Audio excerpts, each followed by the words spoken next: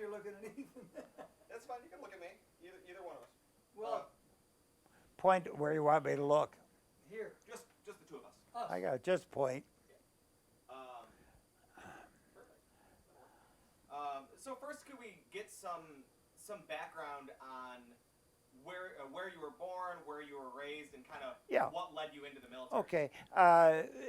My name, of course, is John Ley, and I was an 18-year-old high school dropout working at a lumber yard in Joliet, Illinois.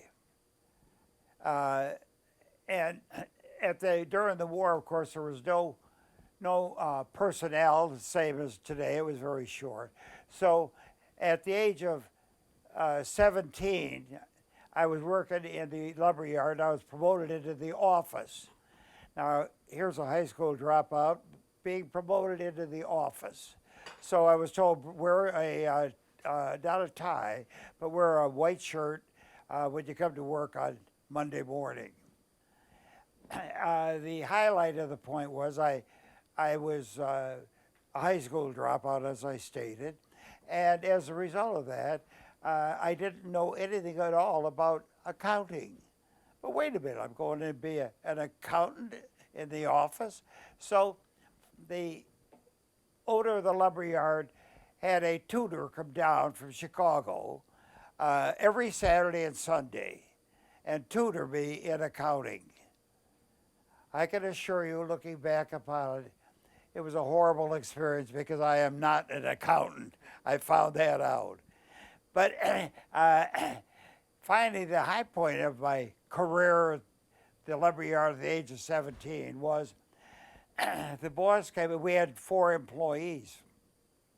One, me, myself, and 3 others. So the owner of the lumber yard came out and said, I got to go find more merchandise like today.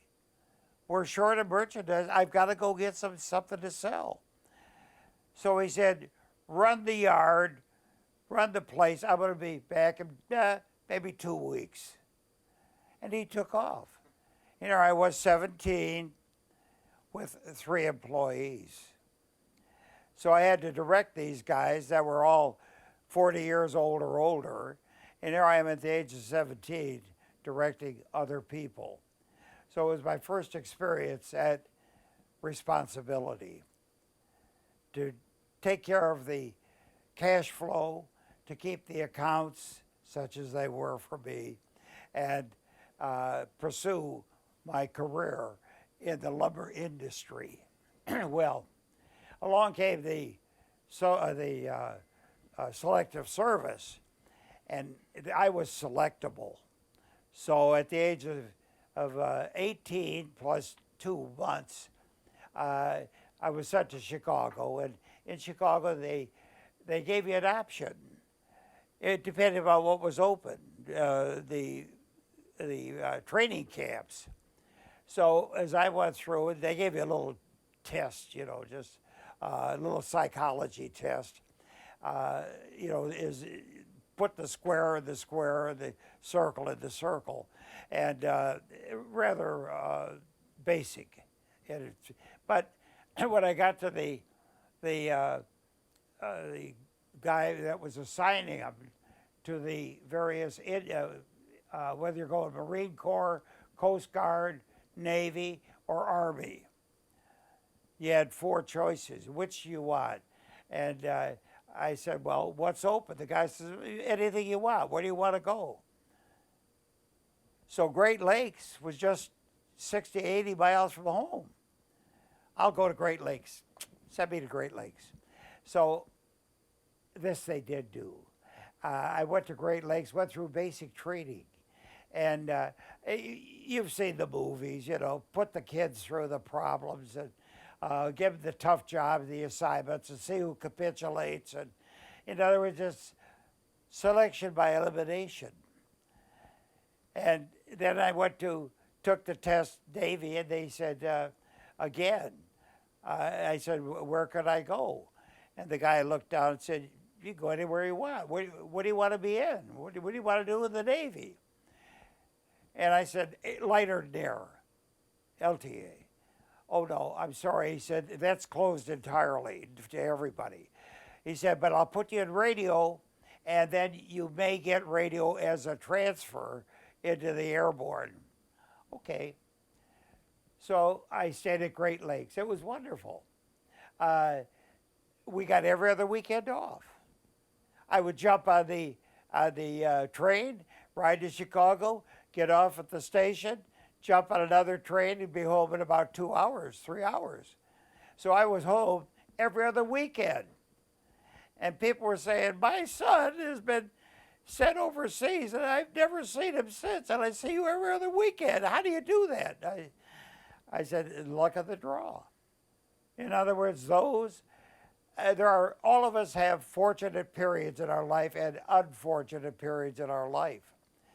So I was home every other weekend. And then when I was finally assigned, I finished the school. I don't know where I stood academically or test-wise, but I finished the radio school at Great Lakes, Illinois.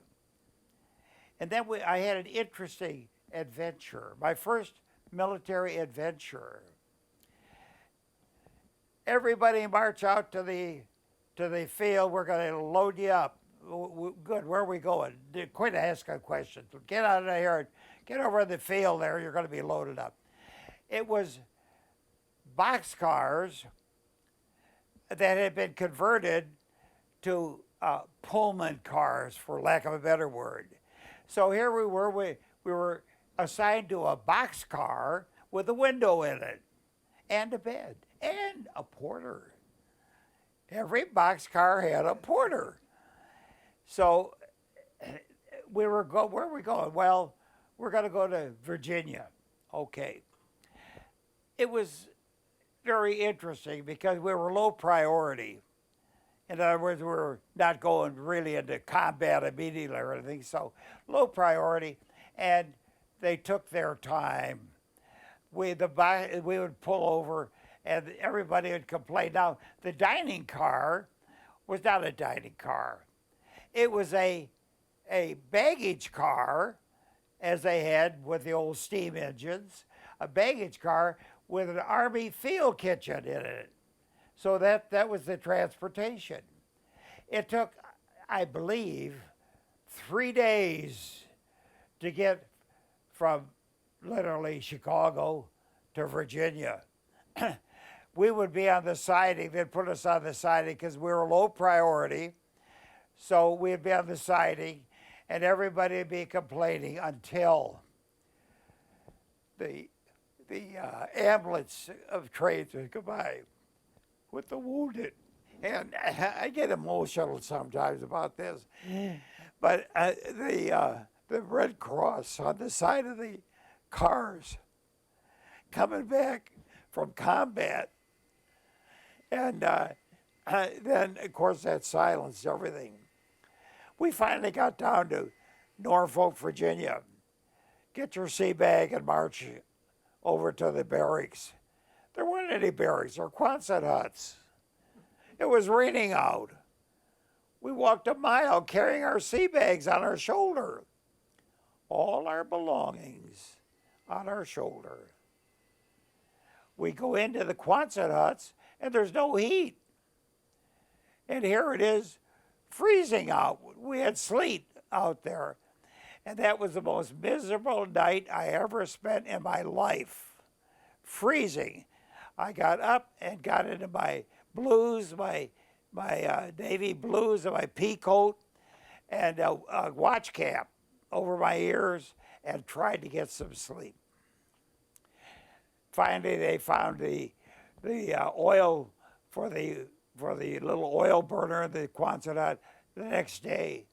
And the heat was on then. Then it was more livable.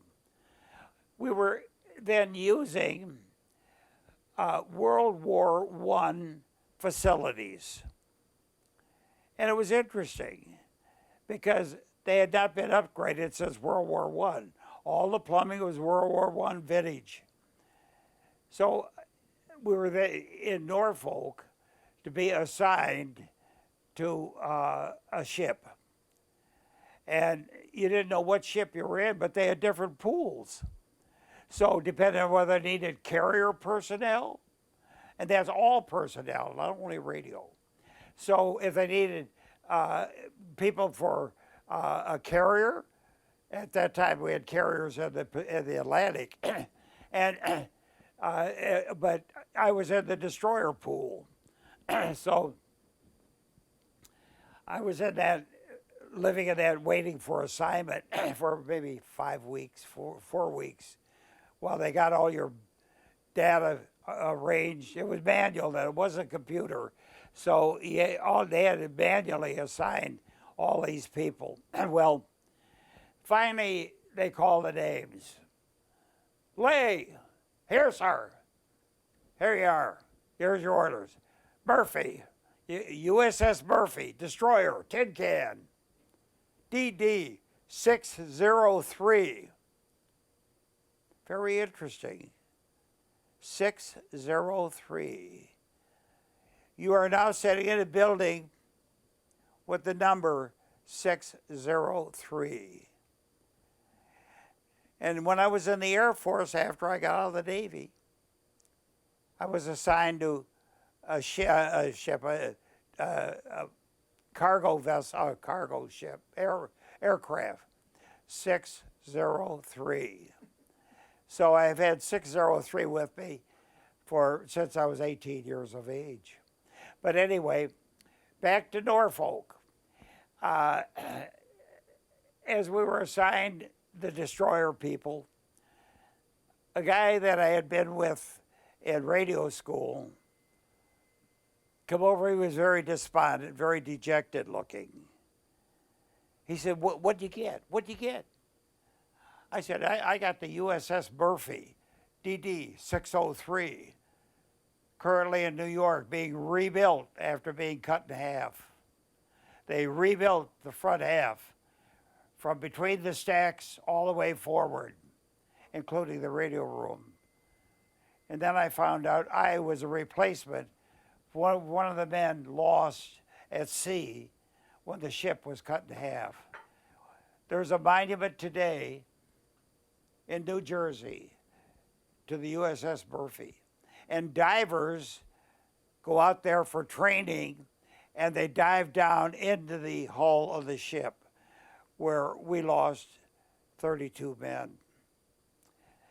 The man I replaced, I guess you should remember the gruesome things, but he tried to get out through a porthole, and he had a little bit of girth on him, and so he tried to get out of the porthole in the communication officer's cabin, and he got stuck. And as the ship was sinking, he was screaming, "Get me out, get me out, get me out." And of course the ship is going down, and he was lost. So things like that affect you. Well, interesting point. There was a transition. I feel as though I lived during the transition, literally from the steam age into the diesel age and the jet engine age. So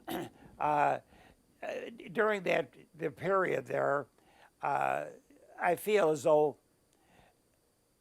I was very fortunate, because this guy Kitty come over.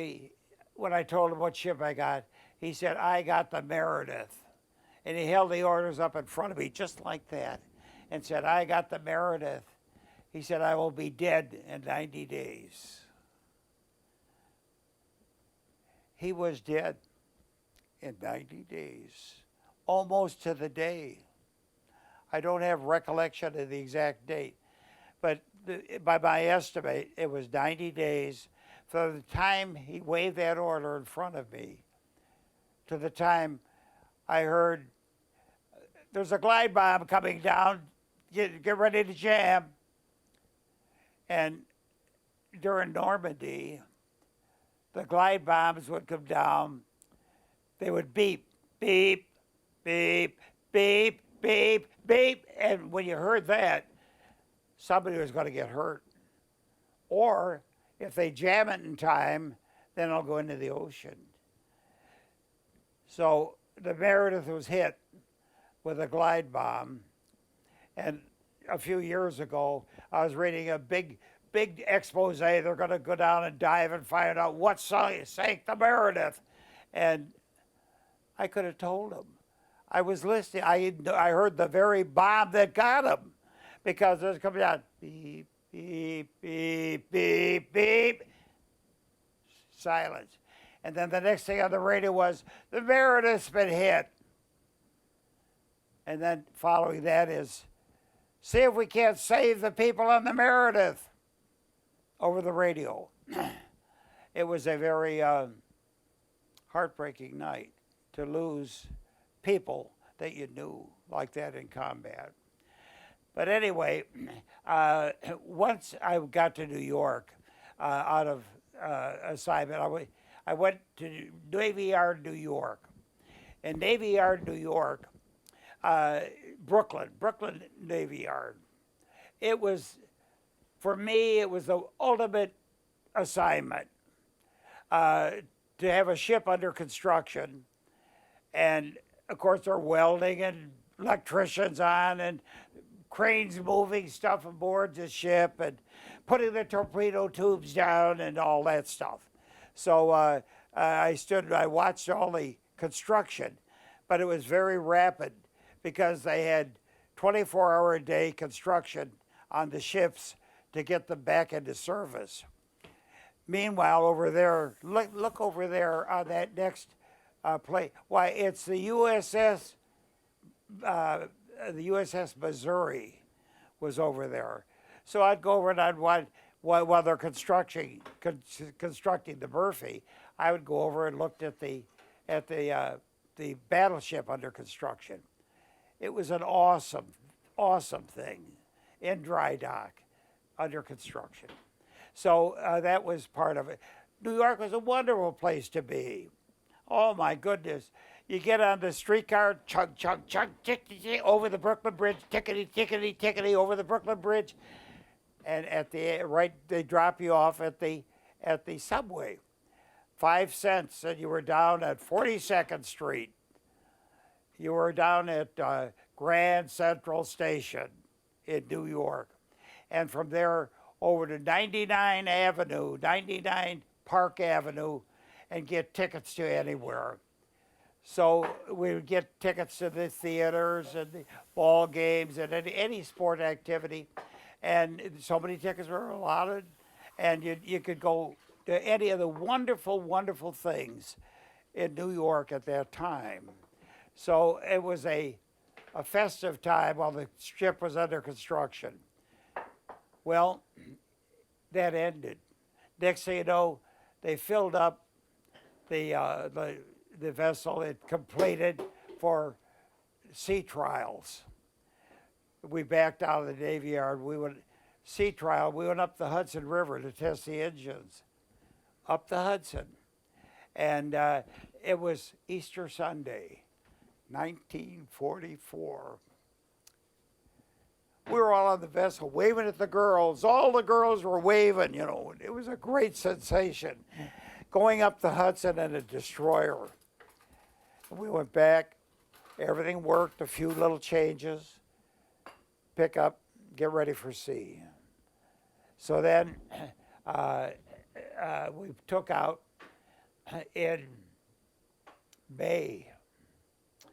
So we backed out, and I well remember, you know, the call sign is, cast the midships line,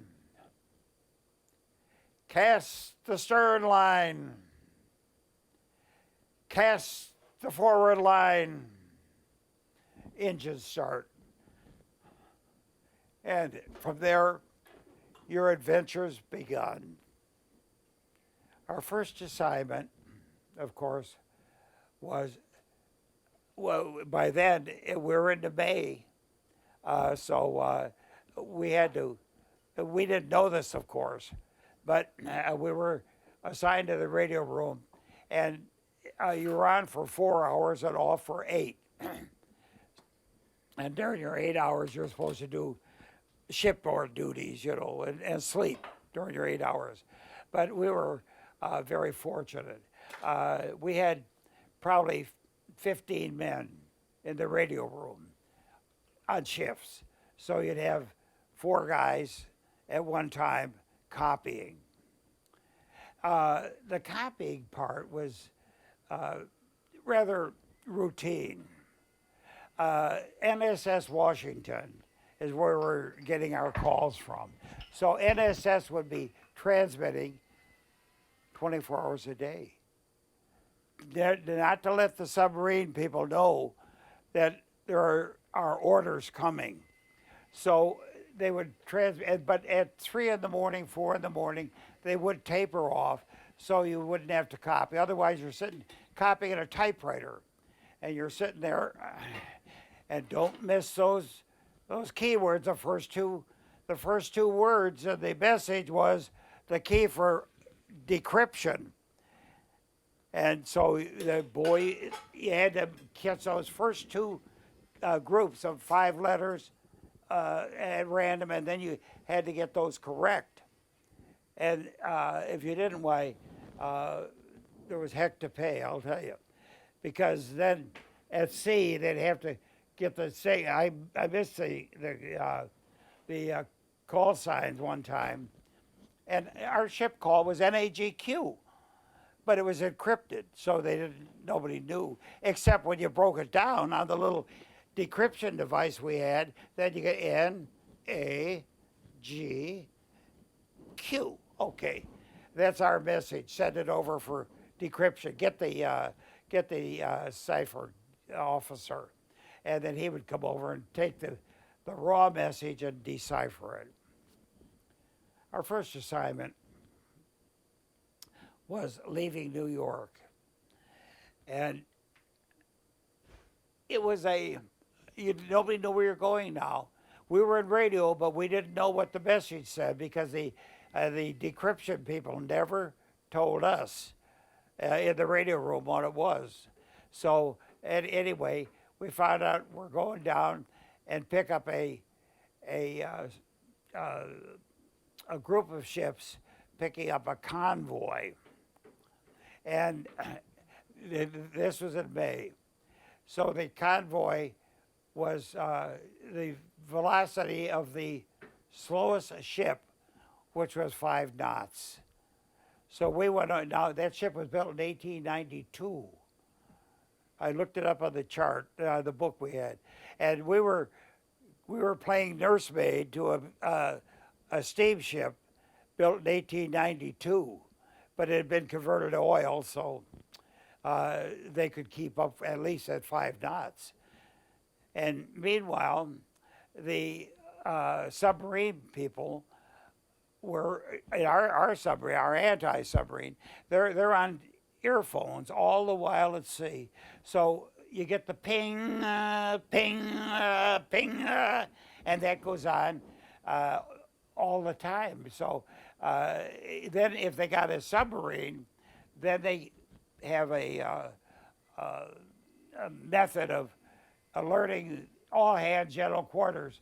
And then you get the clang, clang, clang, clang, all going forward on the starboard side, all going aft on the port side, so that you didn't have any conflict on the ladders, which are only made for one man going up or down on the ladder. They're only that wide.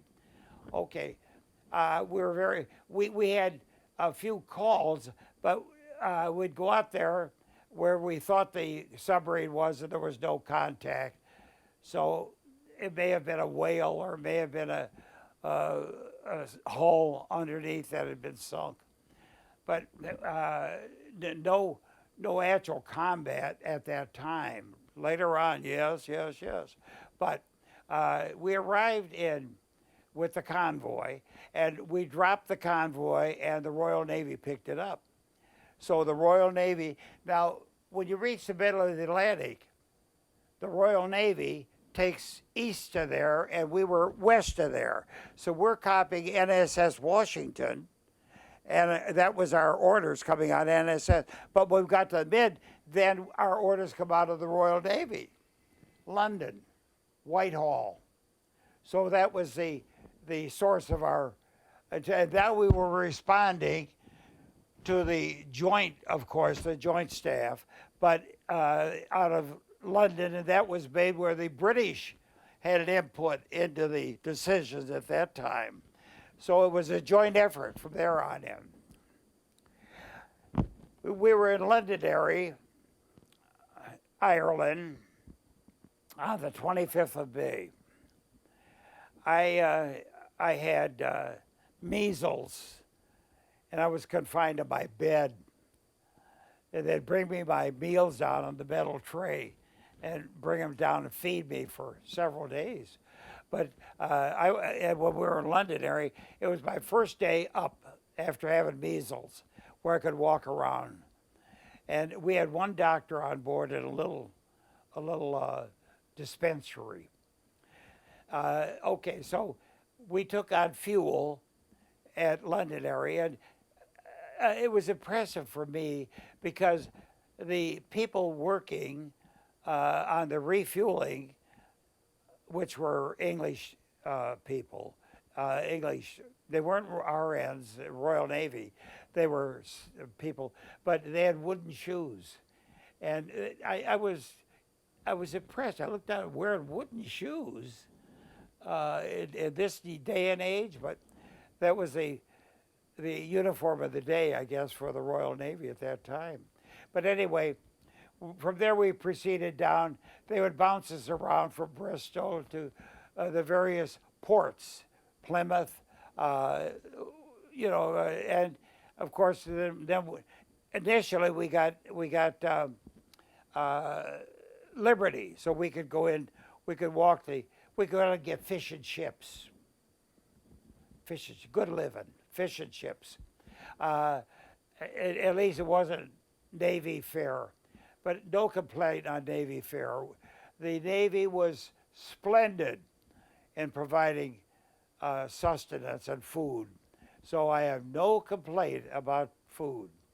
All right, so as we then on about June 1st, we were confined to ship. Nobody goes ashore. Why? We didn't do anything, No, nobody goes ashore. We anchored out. It may have been in Bristol or Plymouth. I don't know where we were at that time, because we bounced from port to port. They'd move us around depending upon what the Royal Navy was doing and the London people were doing. On 4th of June 4th, we were put on alert to put to sea. And on June 4th, you've seen the movies. It was a spectacular sight. Spectacular. There were ships as far as you could see. Stay on the decks, there were ships forever out there. Thousands of ships all moving on. This is the 4th now, moving over. And the weather got bad. And we're going over. Then we get a priority message. Return to port. Turn around and go back. So I thought, hot dog, we're going to have 10 days. Maybe we'll get some liberty in 10 days. No way. We went back into port. Didn't even take on fuel. Nothing. The next day, bad weather again. June 5th. So we were sent over again. Aircraft, bombers, going over at one altitude, coming back at another. Fighter aircraft, P-51, Spitfires everywhere. Spitfires. Not a German aircraft, because Eisenhower had control of the air at that time. Now there were Nazi aircraft slipping through, which later on we ran into one. But anyway, then on June 5th, we went back over. Our assignment was take the smoke generators, open the smoke generators, and as the smoke goes in to shore, the landing craft are going to be here, and they're going to disgorge the troops, and then the Army troops will come out of the landing craft and go in to our assignment at Omaha Beach. Omaha Beach. As we're going over to Omaha Beach, first we couldn't do our assigned work. We were assigned for smoke. The wind was blowing. The weather was so inclement. It was cold. The people at general quarters on deck were freezing out there because the wind, the water, and the temperature was penetrating their light, I should say light, foul weather jackets, which was theoretically going to provide against, I guess, temperatures down probably to 10 above zero or something. I don't know what the mil spec is on it, but anyway. So it was cold weather. And we went back to stay out if they needed fire support for landing. I was assigned to the CIC, Combat Information Center. At Combat Information Center, my job was to monitor voicemail. I no longer had the earphones. I had a speaker in front of me now. And I had a desk about 2 square feet maybe with a log, and I had to copy all messages that were coming over on voice and write them down, put down the time, and so you write down what happened. And the theory was that if they needed fire support, I would write down what the fire control people were ordered. So then when they could later check the findings. Before the invasion, we practiced on the White Cliffs of Dover. And it was interesting because the White Cliffs of Dover, now we're going through combat conditions, except we're blasting the White Cliffs of Dover. And when the guns would fire, you could actually see the projectile going out, and then you see it hit on the White Cliffs of Dover with the explosive charge, which is a little bit concerning, when you can see the projectile. I don't know what the velocity was, probably 1,400 feet per second. But anyway, back to going into Normandy and the ground cover and the air cover. Now, I was on the radio. No, nobody ashore yet. This is maybe 3 in the morning. General quarters. And then later I got it, the radio squawked. First paratroopers are out of the aircraft. Paratroopers now descending. Aircraft carrying them going back, empty. A little while later, gliders being towed, gliders released. They're free of the carrier aircraft. They're gliding down to Earth. This maybe, I don't know, 4 in the morning, something like that. It's in my log, if we could ever find my log. But it doesn't matter now because we know the story of the paratroopers and we know the story of the glider troops. It wasn't a game changer, let us say. So they were merely, I would say, rather than offensive, they were defensive. They were landing. But anyway, I got the messages on the voice radio, and at 4 o'clock in the morning, we would. They came around with sandwiches and coffee. A quarter of an inch on roast beef on 2 pieces of bread and coffee. And that was in the CIC room. It's interesting. Later, I wrote, Don Cobb wrote a book, another radioman who from Evans, and he's still alive. Cobb wrote a book, was writing a book, and he asked me for comments on it, and I said, yeah. And I wrote him comments as I saw the invasion from the little square I had in the Combat Information Center. Anyway, I mentioned it was delicious. Those roast beef sandwiches were great. And he came back from Evansville and he says, what roast beef sandwiches? I never got any. He was on a gun crew. I was in an officer area, and he was on hand him the bullet type deal. So he was handing bullets up during that period. As we're going in, my mental thoughts, if you can visualize this. I visualized July 3rd, 1862, Pickett's charge. General Lee has just ordered General Pickett to assault the heavily fortified northern position.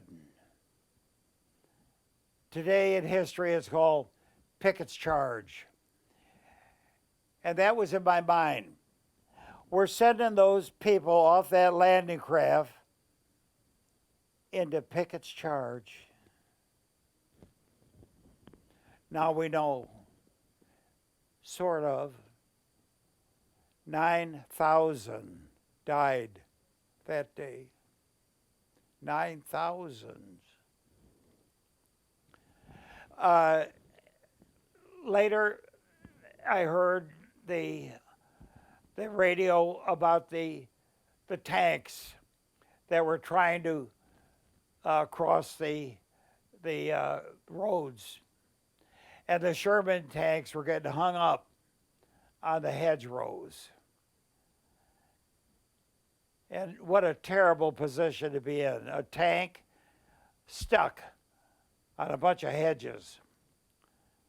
Historically, you know, those hedges have been there. They were built by the Romans. Chariots rode down those very hedgerows that our tanks were crossing. So they have a historical story. They were there for 2,000 years. 2,000 years. And during the period, no fences at that time, so they built hedgerows close together so that the cattle or whatever, it was a fence, and that was it. But that was a very poignant period during the invasion as I was copying this down about the problems. And then we were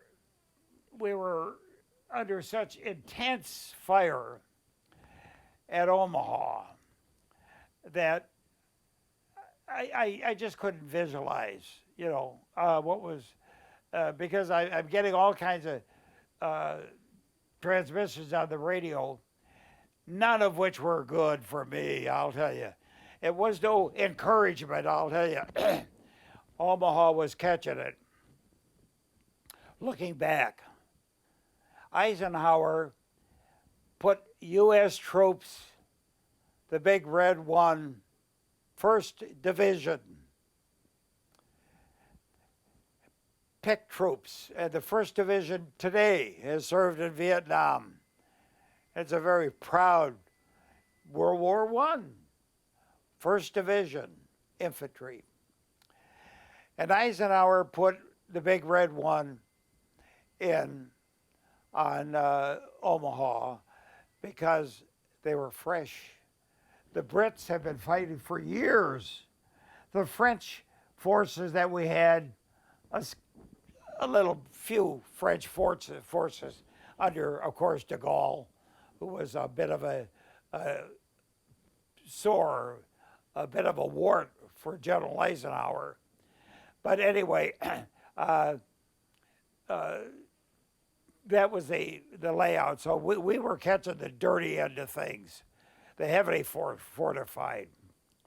So at maybe 9 o'clock, with the way the battle was going, I prayed. I couldn't take it anymore. The dead were on the beach. The corpsmen were putting them, there were no provision made. There were provision made, but they wasn't set up. No tent set up for combat during the initial assault on the beach. So what do you do with the wounded that were the first guys to hit the beach? Put them on a stretcher, put them back on the landing craft, and send them back to the hospital ship. Well, they had sand on their boots, and the landing craft would come by the destroyer, the Murphy, and the guys were crying for water. I'll tell you, it takes it out of you. There aren't many of us that strong to see dead and dying in the hull of a landing craft, going back to the ship and no water. We gave them water.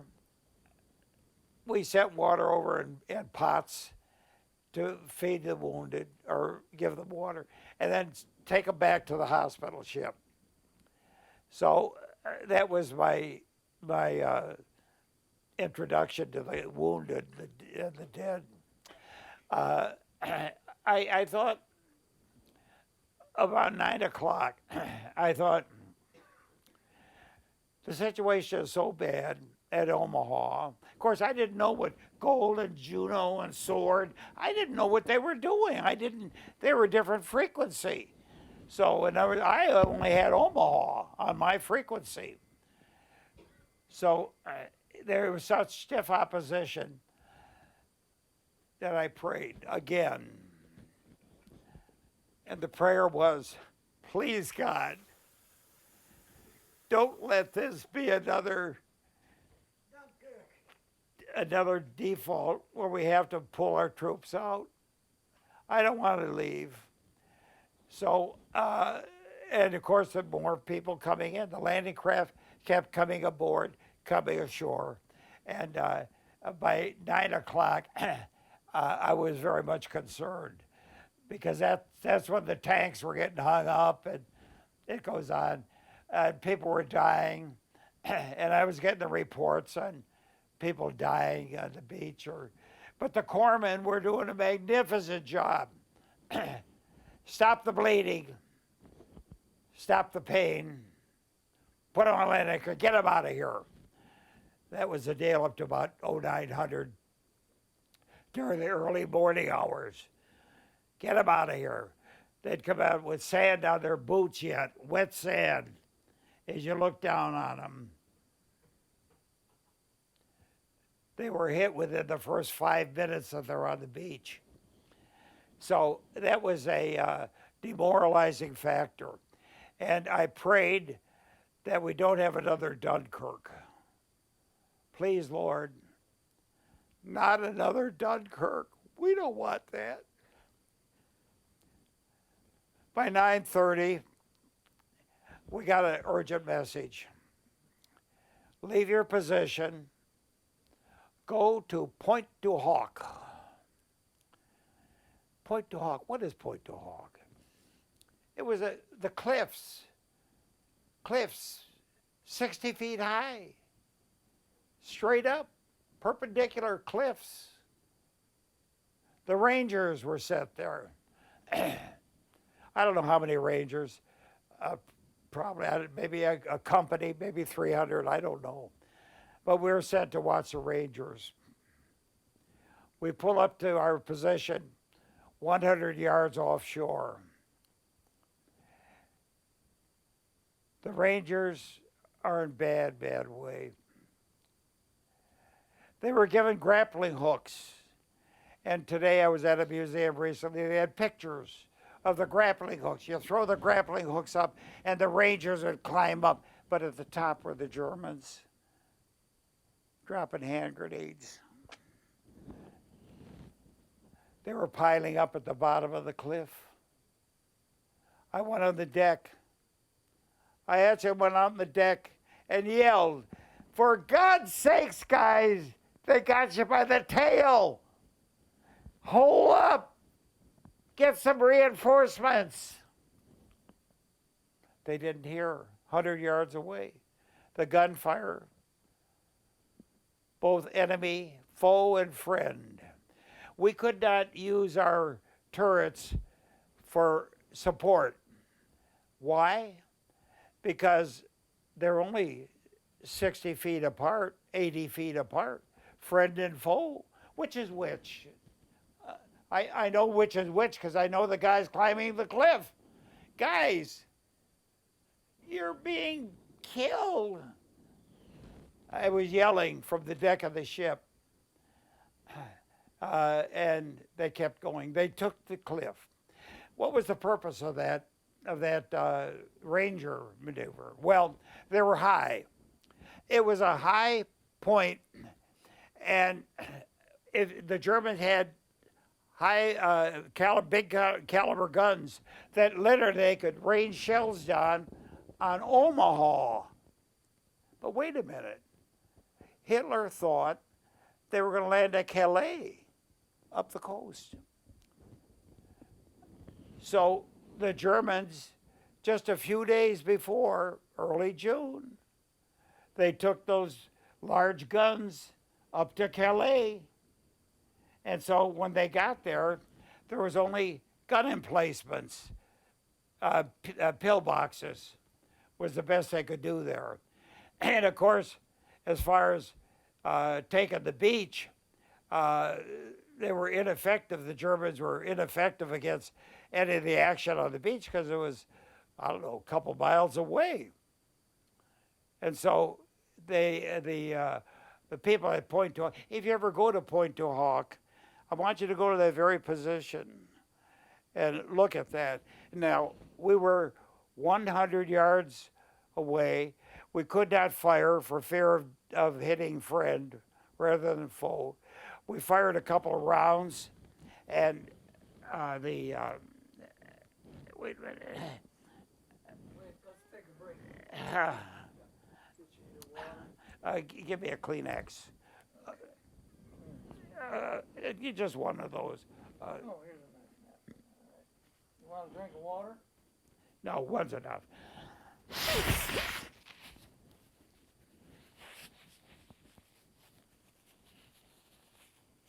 You want some of this? Yeah, give me a little. Yeah. It's good for you. All right.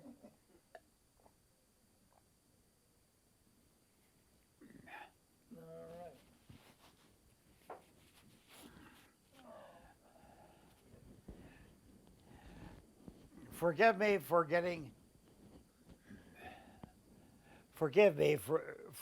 emotional. Oh, that's all right. But I can never talk about Point Du Hoc and the Rangers without getting emotional. I saw them die. I couldn't do anything to help them. I'm 100 yards away. And I see them. I can't help them. What we really needed was Marine snipers. If we had had 6 Marine snipers, we could have done good work for the Rangers, but we didn't have any snipers. So with our 5-inch guns, our 40 millimeter Bofors, our 30 caliber machine guns, we couldn't help the Rangers. So I get emotional when I talk about it because I have to relive those hours that we were on there on the Du Hoc. Late in the afternoon, the Rangers apparently had additional help. coming in because they were then taking German prisoners. So we were relieved of duty. Once the operation was secured against a recoil action, in other words, where the Germans were going to attack once again with another force, but it never materialized. The Germans didn't do it. But apparently, as the historical books go, the Germans were in complete disarray during that period. In Jenny's book there, my caregiver, she was on the beach, not under combat conditions, but she was occupied by Germans. And she relates that as the Allies hit the beach and started moving inland, the people, the occupation troops, the German troops occupying the villages, they were terrorized because they didn't have any offensive condition. I believe that in war and in football games, a good defense never won a war nor a football game. Both are won by offense. People like Eisenhower and Patton. That's who wins wars. I could make a comment on Afghanistan and recite that phrase to them. You can never win anything with a defensive position. Back to Normandy. We went back to Normandy, took our position again, that in the event that we needed fire support. Now, mind you, we had the USS Texas in there, and we had some cruisers in there, and they were eliminating fortifications. Our 5-inch guns could not neutralize because the German design people did a magnificent job on defensive positions. You could hit them with a 5-inch guns and it'd bounce off the emplacement. And to really neutralize some of their positions, like on the 26th of June, we had to go down to Cherbourg. Eisenhower needed the dock facilities there to get supplies in for the Army. So we had to take Cherbourg, and it was heavily defended. And the Army couldn't get them. The Army couldn't take it. So Eisenhower said, the USS Texas down there. And the USS Texas was down, and they neutralized them. I was on the radio hearing the various reports, and they would report this gun emplacement, the Texas knocked it out. Good. Our infantry could come up then. But wait a minute, 15 minutes later, the gun is back in position and firing. What in the world is this all about? The Texans would eliminate the crews, and then they would go in and have a new crew on the gun and be back in operation. It was an amazing fortification system, defense. By the time the Texas finished with them, though, I can assure you there was no activity and no festivities in those bunkers. They did a job on them, and the Texans went out and fired all afternoon, I swear. They illuminate the world when they fired their large guns. And Texas, of course, is currently available for review in Houston at the San Jacinto battlefield. You can go down there. I was aboard. I didn't want to interrupt the guy who was the docent, telling the story, but he made a couple little errors. But I didn't want to interrupt him with, "Hey, Buck, I was there. I heard everything on the radio, and I went out on the deck and I saw the show, and I was there." But I wouldn't do that, of course. That would be a violation. Okay, back to Normandy. What do? Now we've got the troops going in. They're moving inland. Armor, Patton's people are moving in. Good. We pretty well have got the beaches cleaned. Now we got in behind there, behind the beach, we had trouble. It's interesting. A number of years ago, 5 years ago maybe, my caregiver, Jenny, took me back to Normandy. It was a very touching period because I had to relive the experience all over again. She took me to Pointe du Hoc. Every time I think of those Rangers, I never see a Ranger, but then I don't salute them. I salute Rangers because they're heroic, is the only word I can give. Heroic people. So I have the greatest respect for the Army Rangers after the experience I had.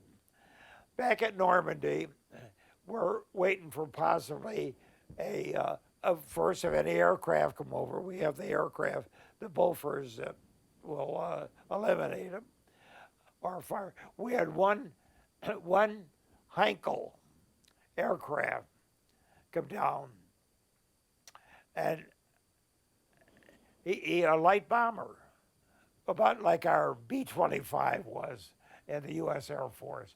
They carry bombs and they can do damage, believe me. But anyway, this Heinkel was hit probably by a Spit or a Mustang, and because he was wounded, he was going down, but still had control of the aircraft. And he picked us out to see if he couldn't get to us and kamikaze us in the port. And so I wasn't on deck. I was inside now, and there was no sign of it, nothing on the radio that said he's coming in. But he was hit, coming down, apparently wounded, and he tried to come down and hit the ship, but his vision or reflexes or muscles were off, and he missed us. The crew on the deck said he missed us by 10 feet, 12 feet. That may be an exaggeration, but anyway, the guy tried to hit the pilot tried to hit us and failed. So that was a separate incident. Now, what do? Well, we're at general quarters back at Normandy at our position. We're down to probably D+3, D+4, and things are starting to settle down for the Navy. So there we were, enjoying life and enjoying our meals, and the poor guys going ashore, they were eating K rations, I guess, and we're out eating warm meals. So I felt a little bit of compassion for the Army troops. But anyway, that doesn't change the situation. At night, the Germans had a bomb. It was a glide bomb, but controllable. So it could radio guided, 50 to 55 megahertz. And as they drop it, and they only had a couple aircraft that could carry them, just a handful of aircraft to carry these heavy German bombs. They would come out and release one glide bomb, and as they come down, I don't know what the altitude, probably, I would say they would try to be above range of anti-aircraft, maybe, probably 8,000, 5,000, 8,000 feet, or maybe even lower. But anyway, when they release the bomb, it comes down by radio, and they're 50, 55 megahertz. Find it, then they come in, beep, beep, beep, beep, and they get louder and louder. And when they're coming down, everybody in the information center froze. You don't move. It may be for you. And it may be jammed. Now, if they jam it, then it falls, the beeping stops and it falls into the ocean. But it's a terrorizing thing. Forward today, drones can accomplish much of the same thing. Terrorizing, fear. I'm fearless. No, you're not. No, when there's a bomb coming down, you're going to be tense. You're going to be tense. I guess the only heroic I can relate, if I backtrack a little at this time, to the fact that the Germans were rolling into the villages and getting out of the villages, so, but prior to that time, if a Nazi soldier were hit, why, the deal was 40. They would execute 40 people. You, 40 people. Bam! The only heroic I know of in that realm where they were executing people is there was a World War I guy in Jenny's village. My caretaker, Jenny, in her village. There was a World War I guy that had lost a leg in World War I, and he was aged and ailing, and they picked 40 citizens to be shot, and he had the temerity to go to the German officer in charge of executions, the commandant, and said, "Can I volunteer? I will go, and you got one of the other guys. I will take the place of one to be executed." And the German said, "Yeah."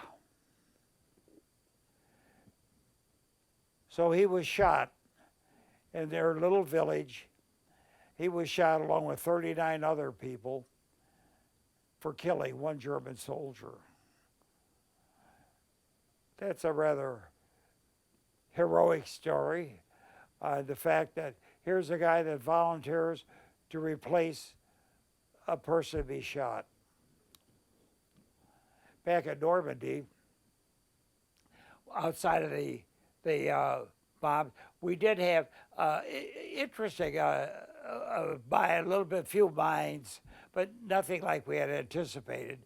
And the mine sweeps, the Royal Navy put mine sweeps in there, and they did their sweeping and eliminated, as far as I was concerned, all the mines. Not like the Pacific, where when you're in the Pacific, you have floating mines. And you go in for a harbor, and here's a floating mine over there right off the hull of the ship. And the Marines had people that would shoot it, but we didn't have any Marines on board.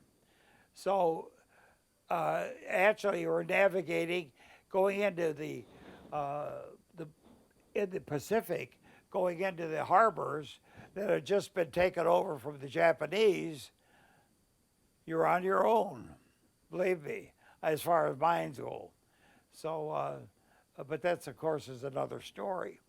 Okay, so this situation is such that finally, after the Army had control, including Cherbourg, of the coastline, it was under control. Now, mind you, back down in southern France, they still had the German, and over in Italy they had General Kesselring, who was a heck of a good general. Now, Hitler had some unbelievably wonderful generals. on his command situation. Uh, I think that if Hitler had stayed out of the game, I think they would have done much better than they did. I think Hitler was a negative aspect in the fighting of the war. So anyway, we finally went back to Bristol or one of the ports, Portsmouth, and there we took on supplies, and then we went back carrying ships again with anti-submarine now. Now we're down into, let's see, late June. We're down late June, and we're taking convoys back for supplies back to the States. And of course, our destiny was that now that we're through, and we fought also North Atlantic submarines, and that's terrible duty. Oh my gosh, you're copying the message, and boom, and you think the ship rises out of the water. There's that much effect from the depth charges going off, and boom, and because they're traveling around where the earphone people are saying, okay, here's where he is, and then we would depth charge these people. We never had any debris come up like in the movies. We never had any debris come up. So somebody else got the debris later on, I guess. But North Atlantic duty was terrible because it was cold and miserable and rough. You're always, if you can visualize the ship lurching, manual typewriter, the ship is going to starboard, and you're at starboard typing, and the carriage slides down to the end. And now you're copying. You got to get that back up there during these periods where you're in a thing and continue copying. Don't miss the first two groups, or you're mud in the radio room. So that was a miserable assignment. We were out of Portland, Maine. Every sixth or seventh day, back to port. Oh, we're going to get Liberty. No way. They still got submarines. Munitions on one side, depth charges, munitions on one side, the other side fuel. Back them off, bring on the food, lighter, haul the food off, continue copying, back to sea. I want to go to Portland. I want to see I want to see what Maine looks like. Back out, wind again, rough water, cold, miserable. This went on through, probably, I don't know, 30 days maybe we were out there, or 40, maybe 2 months, I don't know. But anyway, there were still submarines active until April. And then, and I think that looking back upon it, their submarine force was formidable. I don't mind telling you, I served with people, we got people on board that would come back, and our replacements had been guys that were on tin cans that had been sunk. And believe me, those tin cans do sink in a matter of 5 minutes. When they're hit, they go plop. So they got watertight integrity, but when it gets a torpedo, you're defenseless. So you know what your destiny is when you go out. Okay, later on, we went down and did the invasion of southern France. Now, that was compared to Normandy, it was a picnic. Just put them up shore. The Germans were getting out anyway, so, because the the French troops were, or the American troops were coming down and going through France. So, but an interesting point. When we're in southern, for the invasion of southern France, and I got a star on my ribbon for southern France. But anyway, when we were down there, we got 2 points. One is Luftwaffe was out of the game. The RAF and the USAF had control of the skies at that period down in France. Okay, Hitler called them all back for home defense, I guess. But anyway, we got a call down there, 2 points, 1 point. We got a call that there's something on the radar here. Let's go to general quarters. Well, no, we don't need general quarters. Let's just go over and see what it is. It's very slow moving, and it could be a dirigible? No. Okay, we go over. Anyway, yeah, it's enemy. Shoot it down. So they put tracers in. Now, it was a balloon, a huge balloon, not like the ones that were on the bow of the ships going into Normandy. We had balloons, so the dive bombers couldn't get them. But on the deal in southern France, it was an observation balloon. It was at night, you couldn't see it, but the command was given open fire, so they fired tracers into it, and that thing caught fire. And it was a huge ball of fire up there. And as it came down, there were ropes and things hanging, stringing down from the thing. And so, as I see it, it had to be an observation balloon from World War I. Because they had nothing in Normandy that big. But in southern France, okay, the army was being observed, I say, by balloon, and a telephone line going down to the shore on what they could observe of what the American troops were doing down on the ground. And in Normandy, of course, the thing was all fighting and killing. In southern France, it was go ashore and kiss the girls. So there were women that were in southern France, and the guys were very appreciative of the gifts offered. But it was a very nice deal. So we were in Corsica, and we were in, there were 3 submarines,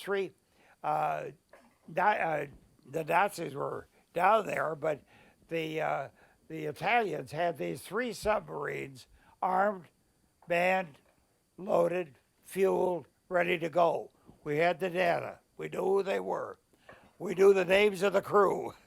In other words, we were fearful that they were going to move out of the port and start sinking Allied shipping in the Mediterranean. So that was a concern. And that's what our job was, to usher those 3 submarines if they get out of that port. If they left the port, they were dead. I'll tell you that right now.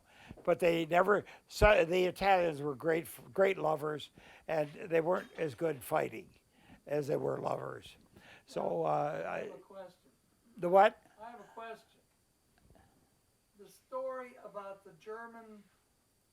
Oh, yeah. German Well, soldiers okay, ended yeah. up on your ship. We captured 3 Luftwaffe officers out of. Now this is a destroyer, and we got the message that there is some Germans escaping. So we went down, and there were 3 Luftwaffe. This is a good story. The Luftwaffe officer one officer and 2 sergeants. Wait a minute. We don't have room for officers enlisted on this thing. This is a tin can. The prisoner of war compound was, I think, about 6 by 10 feet. The 2 sergeants that we captured went into the brig. Meals brought to them every day, the same as we had, 3 times a day. They had their meals served on metal trays like we did. Every day, the prisoners were brought topside, and there they were put through exercise, jumping jacks. They had to do exercise. Doctor's orders. Give those men exercise. Don't let them sit down there in the hall. So they had to, they were fed well. But wait a minute, we had 3 guys. We had an officer. What do we do with the officer? We can't put him in with the enlisted. Rule of war. We can't put him on the deck. Rule of war. I know. We'll put him with our officers. So what do? They have his uniform cleaned and pressed and put him in our wardroom for dinner. And there I would go down with the message, the clipboard with the message. The captain would be here, take it over there. And meanwhile, here's an RAF officer, and next to him is a German officer, and the rest are U.S. Navy officers, all in the wardroom, all eating the same food. So when they bring the German over, yeah, I'll have a piece of that chicken, or I'll have some of that steak. Take it. He takes the steak. So that was the ultra, and he was on his honor not to try anything or he'd be shot. So that I thought was an interesting thing. So there was a German officer that was given the full benefit of the rules of war. I thought that was a rather deal. Okay, so we and there wasn't any combat at all to amount to anything. Prior to that time, the English, the Royal Navy had gone in and sunk all the ships in Marseille or Toulon. I think it was probably Toulon, where they had and we go in there and here's all the damaged hulls of ships from the French Navy. Because as soon as France fell, boy, the Royal Navy goes down there and eliminates those French ships. And it was, I don't know what they did with them, but I'll tell you, there were those big deck guns that big around, and they're broken off right at the breach. In other words, they put an explosive charge in them, and they blew up the breech of the huge turret guns on the French battleships. But I thought that was rather interesting. It was nothing but damage down there. So that puts us back, and we've done our tour on anti-submarine North Atlantic. We've been there. So what do we do now? Well, wait a minute. We got that war over the Pacific. Let's go settle that. So we went back to Brooklyn Navy Yard. Take the center line. Take the front, the forward line. Take the aft line. Tie it up, and then when that word is done, then on board comes the ice cream. It was always ice cream and milk. Were waiting for us at the dock. Never failed. When that ship hit the dock, there was fresh food right on that dock waiting for us to get those 3 lines over. And then dinner would be served, and then First Liberty group could go on Liberty and go down and enjoy Times Square. But back then we were refurbished. When we went back, we refurbished in the Brooklyn Navy Yard for duty in the Pacific. Well, The what? before you get to the Pacific, one to ask you about the whiskey. Oh yeah, yeah. Whiskey from D-Day. And going into the first time in,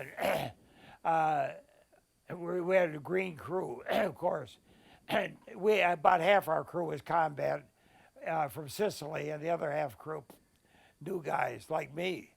Okay, so it was interesting because the ship's doctor, he's responsible now for the crew's health.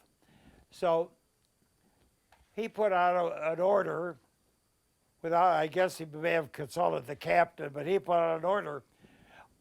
All hands report to the dispensary for a shot of whiskey.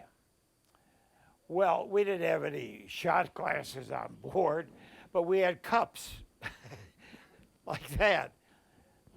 So everybody got, it was diluted with alcohol, medical alcohol, and everybody got a shot of whiskey at around going in on D-Day, around probably 11 o'clock at night when we're going in. So everybody went down and got a shot of whiskey, except me. I'm a non-drinker.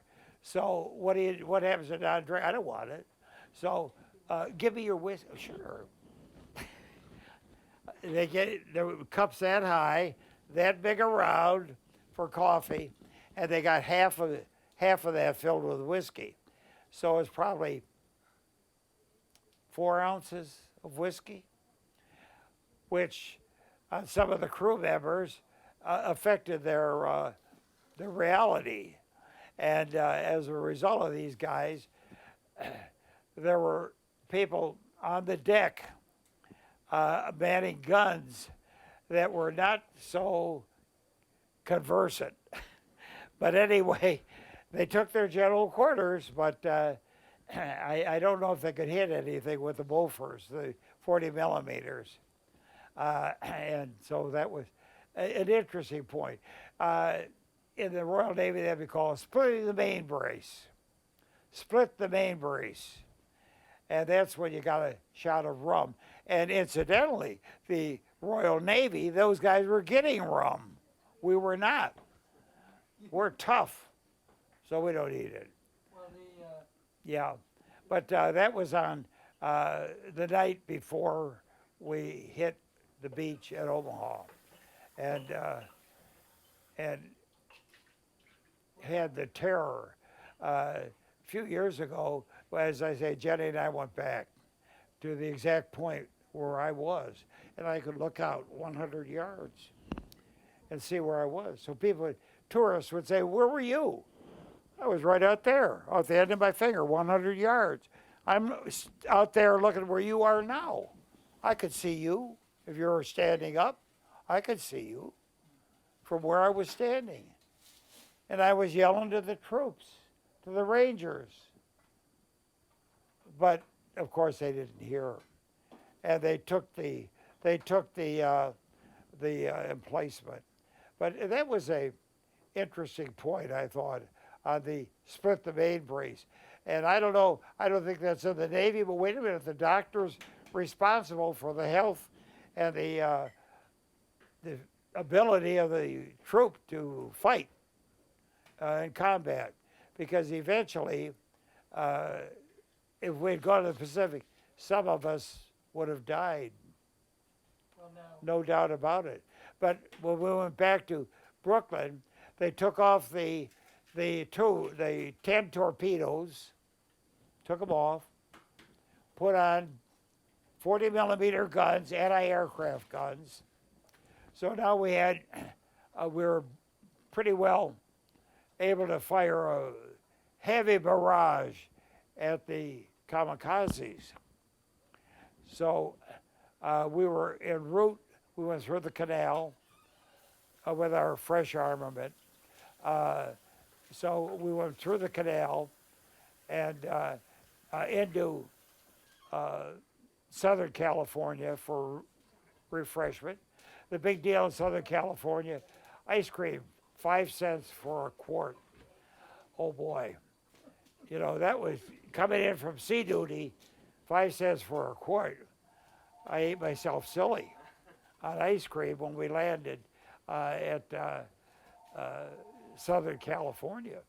Before you went to Southern California, though, didn't you transport the king of? I what, sir? Didn't you transport the king of Saudi Arabia? Oh yeah.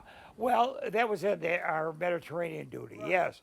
Now, when we're on Mediterranean duty, we got a message that our message was to go down and pick up the king of Saudi Arabia. What is this? We have no facilities for handling royalty on a tin can. So we went through the Great Lakes and through the Suez Canal and went down to Jeddah. And there we there was no pilots to come up ashore, nobody to guide us through the shallows or the coral. No, we hailed a guy who was on a shipping, fishing, a fisherman. We had, come on aboard, get him on board, take us in there. And this guy points out there, doesn't speak English, there. And he took us in right close to the shore. And I thought that was remarkable. Then the king's entourage came aboard. And now the king was he was being carried in a chair, being carried. Later on, FDR gave him a wheelchair. So, but when he came aboard, his crew was carrying. Now, the Arabians were very gracious. They had enough food for everybody. All pork was forbidden on the ship. No cooking utensil that had pork in could be used. The armed people that he had on his guard, all German weapons incidentally, Lugers and Mauser rifles and Lugers were their armament. And so what do you do now? The king is handicapped. So we had to go in the radio room, and it wasn't sealed, but we had to go in the radio room. And they brought the king in, carried him in a chair, and brought him in. He got the captain's cabin. Now, for us to go to the radio room, we had to step over an armed guard, an Arabian armed guard. And finally they moved him, and now he's on the metal deck. There's no pillow and a mattress for him. No, he's sleeping on the metal deck. And he's curled up with his Luger. And if anybody wanted to get to him, they'd have to step over him and get shot. Okay, so he was in the captain, which is next to the radio room. So during the day, the king wanted to be on deck. He didn't want to be in that little cabin, which is probably 150 square feet for the captain. So, and he had a private head in his cabin. So that was thing. But during the day, he wanted to be on the deck. So they'd carry him out, and the bosun mate had to make a tent affair on the forecastle. So they had canvas stretching from the guns, and they had the guns pointed out, and then they put a canvas over the gun and down to the tied it on to the port, the starboard side. So he'd spend his day out there on the deck. Now, when we're coming in to meet the cruiser, USS Quincy, when we came in to meet that, we went through the Suez Canal, and we met the king in we met Roosevelt in the Great Bitter Lake. And he was on the cruiser Quincy.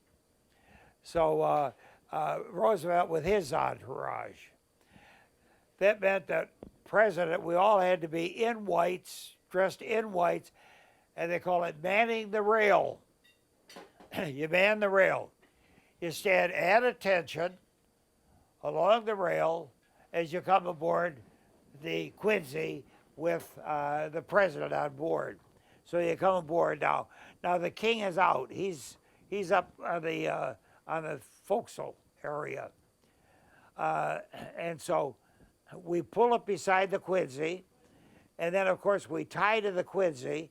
Now we got to get the king. We don't, but the king's handlers take him over from the Murphy, the USS Murphy, onto the Quincy. We were then released, but as a gratitude, every member of the crew got 42 silver Saudi Arabian dollars. Apparently, they were minted in the U.S., all new, minted, just freshly minted silver coins, silver dollars. So I got $42. And now you can either take the coins, or you can get cash, and because they had a purser there. So you can say, I'll take cash. Okay, $42 for every crew member, except the officers. The officers got things like Swiss watches, very nice Swiss watches, and the officer, the commanding officer, got a dagger, a gold dagger with jewelry in. And I feel confident that they weren't glass, with jewelry in this gorgeous gold dagger. And it had the hook on the end of it, like the Arabs use. So I've often thought, what happened to that dagger? Where is that? Because technically it belongs to the U.S. government. I guess technically my $42 belongs to the U.S. government. So I'll probably get a bill as soon as he hears this video that I still have $42 that the king gave us for picking him up in Jeddah and taking him to the Great Bitter Lake. And of course the Suez is the canal that was blocked recently and was in the headlines with all the tragedies of the shipping world, our today's shipping world. But of course, with the depth that we drew, there's no problem. Do you know why you were transporting the king? Was he just meeting with Roosevelt? The cruise. Oh, that was for the Malta. It wasn't Malta affair. It was with Roosevelt and Roosevelt, the British Prime Minister. There were the big three there. And what they were doing was, at that time, there was fear that the Germans may come down and grab the oil fields in Saudi Arabia. That was a concern. Of course, it wasn't realistic because they didn't have the forces to go that far and grab off that. They had their oil coming from Romania, I guess. But anyway, that's where they settled. That was the Yalta meeting, what I'm thinking. I was thinking Malta. It's Yalta. So, but that we were then released to go back again through the Suez Canal back into the Mediterranean. The Mediterranean wonderful duty of being aboard ship, because first thing is we got to go to Malta. We were operating out of Malta, and it was a wonderful Liberty port. So there you could go in the catacombs. Have you ever been in the catacombs? It's tunnel off tunnel off tunnel, built during the Roman period.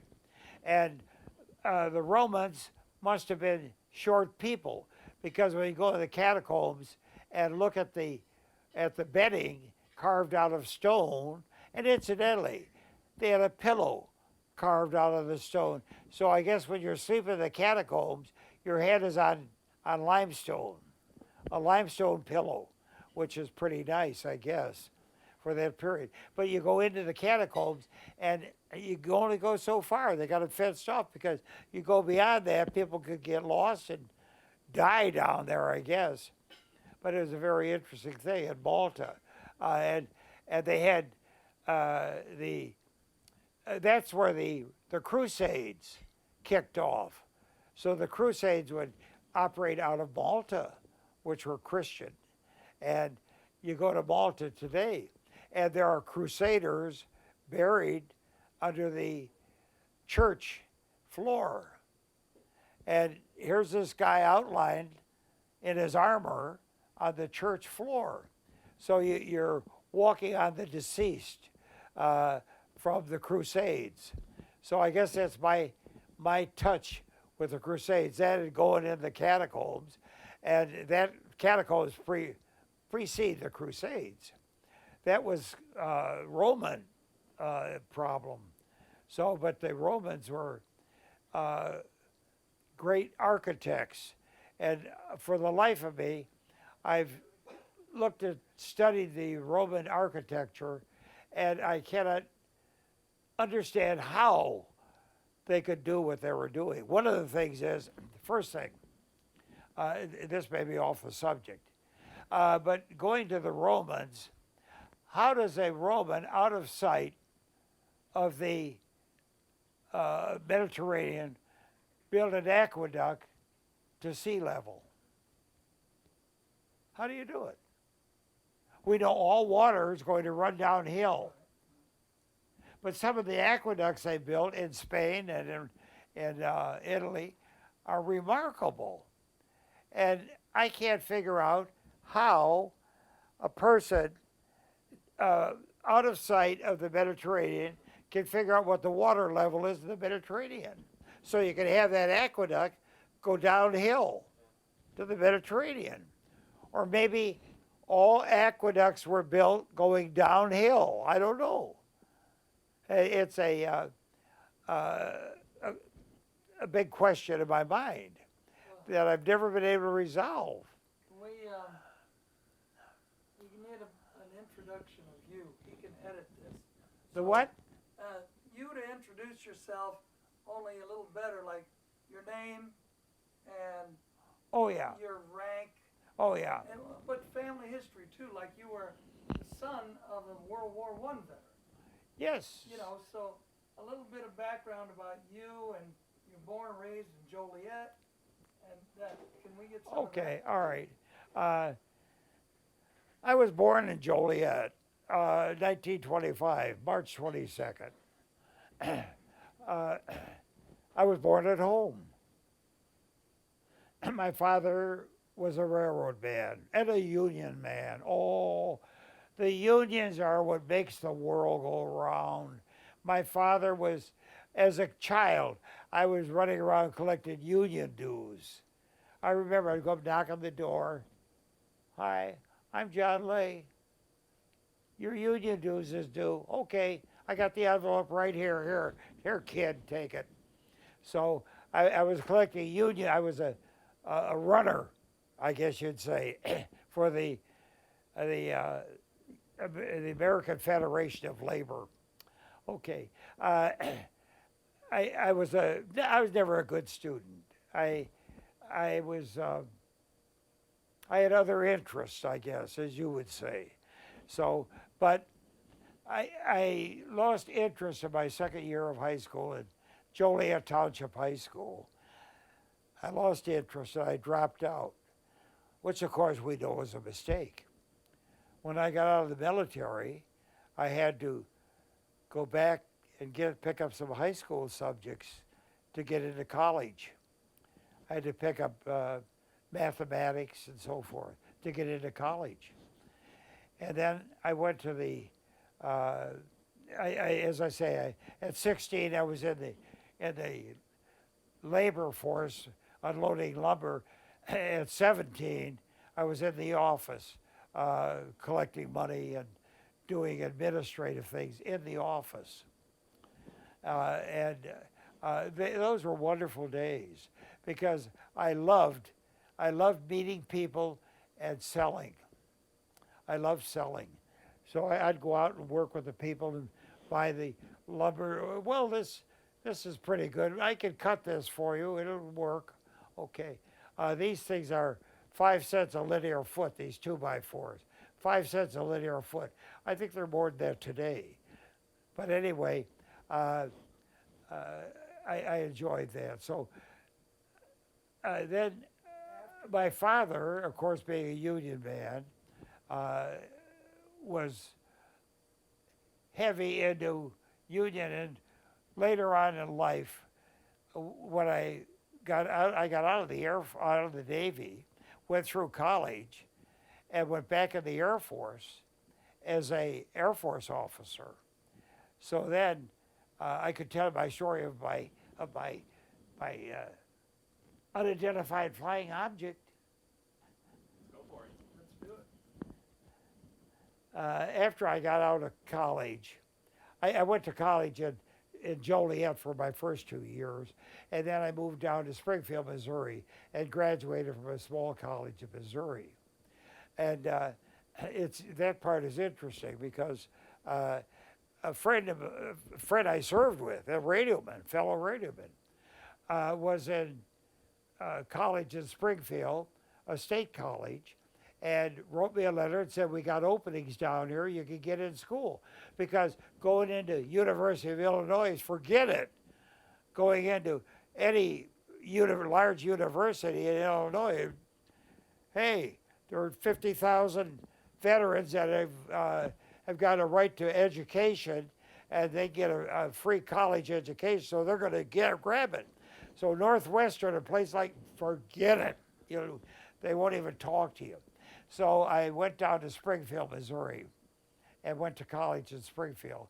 Now, the friend that went down there was at the south side at a state university. But I go down, I dropped in at a private college, a religious college on the north side of town, and I liked their sales talk. So I said, will you take my credits? Yeah. Will you give me full credit? Oh, yeah, we'll give you all full credit for they looked it up and they said, yeah, you get your full credit. So I went in with something like 64 hours of credit going into a 4-year college. And there I was in the Navy Reserve. And that was great. I go on meetings once a week. I get paid for my 2 hooks. I was a petty officer second class, so I got paid for that. And then it was a great experience to go down. When summer vacation came, I had a golden way. I'd just go to the chief and I'd say, Chief, put me on orders for active duty during the vacation period. Sure. Right, report tomorrow morning, 0800. So yeah, so I'd go on active duty every summer while I was in college.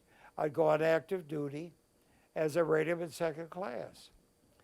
And then after I got my degree, or just before I got my degree, the guy who had the apartment across the hall from me said, hey, I've been checking.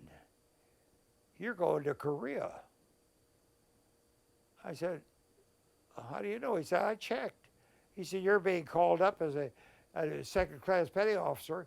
He said, there are no more first class or chiefs left. He said, they're down to second class now. He said, so you'll be gone in about a month or two.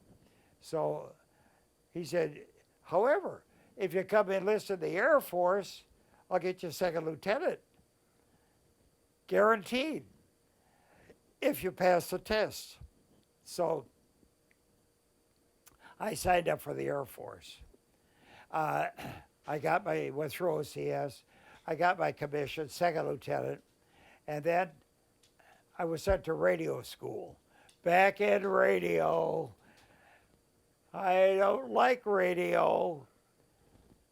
I'm sorry, you're a communication officer. Okay, so I was sent to Cape Cod, the air base on Cape Cod, a air defense place. I was also a crypto officer. But wait a minute, I had 3 guys in my crypto room. So what do I need? What do I need to do for crypto? You know, the NCOs, they knew everything about all the format, the procedures. I would go in the crypto room, and I was also a communication officer, but all those guys are out there on landline. So they had no problem. What do I got to go out and say, hey, you're doing that wrong? No. I would just go out and supervise and walk through. It was my supervision, because I had top NCOs all along the line. I had, in my whole Air Force career, I had wonderful NCOs. As I often said, if you want to go somewhere in life, do 2 things. Associate with people that are smarter than you, and associate with people who are more active than you. Get high volume people on intelligence and high volume people on action, and they're winning people. You know, there's people, doers, that are intelligent doers. And that's what we need in Washington today. We need Washington, D.C. needs intelligence and doers, achievers, rather than people who are going to do a study on what happened 4 years ago. Enough said on that subject. So I wait a minute, I was a communication officer. And then a message came through, and a guy said, you may be interested in this. And they wanted 1 volunteer to go down to flight school in Texas on radar interceptor officer. So the symbol that you put in your log was RI, radar interceptor. And so I said, heck, I'll go. So I went down, they had B-25s, all modified with radar systems. And you'd sit in the back of the B-25, and with your headset, you pick up the bogey on the screen. Then you say, later you did the same thing in flight on the squadron. Give me 40 degrees starboard. Steady, hold that heading. Speed, we're falling behind. Give me 10 more knots on the velocity. Okay, then you pick them up, you come in behind them. All right, so you go into this. I was down at Waco for James Conley Air Force Base for maybe probably 4 months training. Wonderful assignment. Fly in the morning, swimming pool in the afternoon. Get breakfast, go back for academics. What makes the radar tick?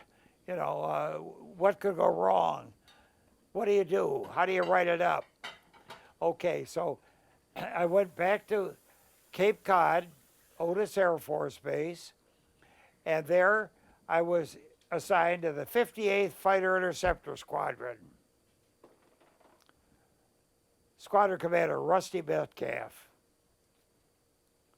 A do-do-do, go-go-go guy. You know how fighter pilots are. And fascinating, I served with a lot of officers that were World War II officers. Yeah, I flew Jugs. Yeah, I flew P-51s. Yeah, I was shot down in a P-51. I was a prisoner of war. I was shot down at the end of the war, I was shot down in a P-47, and they captured me. He said, when the farmers came over the hill, I thought it was in Holland. And I said to the guy, Dutch? And the guy, yeah, yeah. Dutch was confused with Deutsch. So in comes the army to capture the guy, and they had no place to put him. He was near a concentration camp, but they couldn't transfer him because the end of the war was here, and they transferred him to a concentration camp. Separate barracks, a little bit of food, not much, but they got their packages from the Red Cross, so they were on some food, whereas the people on the other side of the wire were out of luck. And so the last day, the tragedy of the thing, the violence of the camp had come over into the American section, the POWs. And there were children in the camp that were wild animals. They had spent their whole life in the concentration camp. There were gangs of children, 7, 8, 9, 10 years old, in the concentration camp, running around. And he said at the end of the war, if they had turned those man-turned-animal into the beat Germany, no police force, no discipline, no nothing, turn those children into Germany, it would have been a horrific affair. And the officer looked me in the eye and said, no. He said, as the U.S. troops were coming in on the camp and the Russians were closing in, he said the Germans rounded up all those kids and went to the oven. He said, it was a terrible thing, but he said, can you imagine turning man turned animal on a beaten population where they had no food themselves? They were grubbing for food in Berlin and in Germany. There was no food. You could buy a girl for a K ration. In life, you do what you have to do to survive. You do what you have to do to survive. And like I had a going into the Pacific. Now in the fighter squadron, let me tell you about the unidentified flying object. Every day we would fly at certain hours. We would put aircraft into the air for camp missions, combat air patrol. We're loaded. We're ready to kill. If they're coming over and they can't identify and they don't listen to what we're give our directions, we're killing them. It was that tense during the Cold War. So we're there to kill. So we're on a camp mission, fully armed. Ground control calls us and says, I got a blip over here. He said, I don't know what the heck it is. He said, would you fly over and take a look at it? Yeah, give us a heading. Okay, take a starboard, go 050. Okay, just cruise over there. In other words, we're cruise control because we want maximum flight time. so we don't go fast. So he said, go over and see what that is. I don't know what it is on my scope. So we go over there, and the guy is vectoring us, give me 5 more degrees starboard. Okay, give me a 070 heading. Okay. Radar, are you getting them? No, I'm not getting them. Okay, give me another, look at the altitude. What altitude? 55,000. Angel's 5.5. Okay, okay, he should be ahead of you about 10, 12 miles. Okay, so I take the heading, 055 or whatever, and we go in. And Hearn is calling me from the front seat, the pilot's seat. The pilot's called me, he said, what have you got? I said, nothing yet. Oh, wait a minute, I got a contact. He's 30 starboard. Give me 30 starboard. He's moving out. He's still at 10 miles.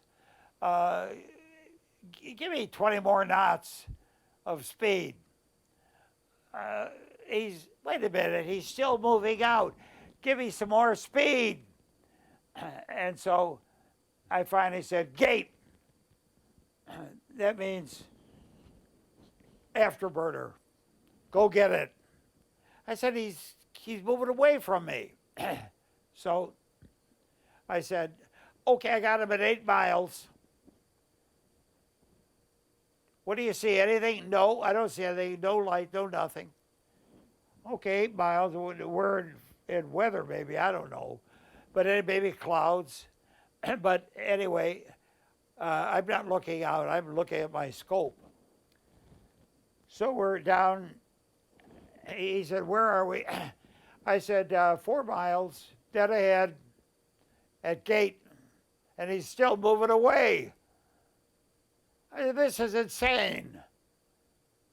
And so he said, okay, I'm at gate. Wait a minute, you're coming in on him.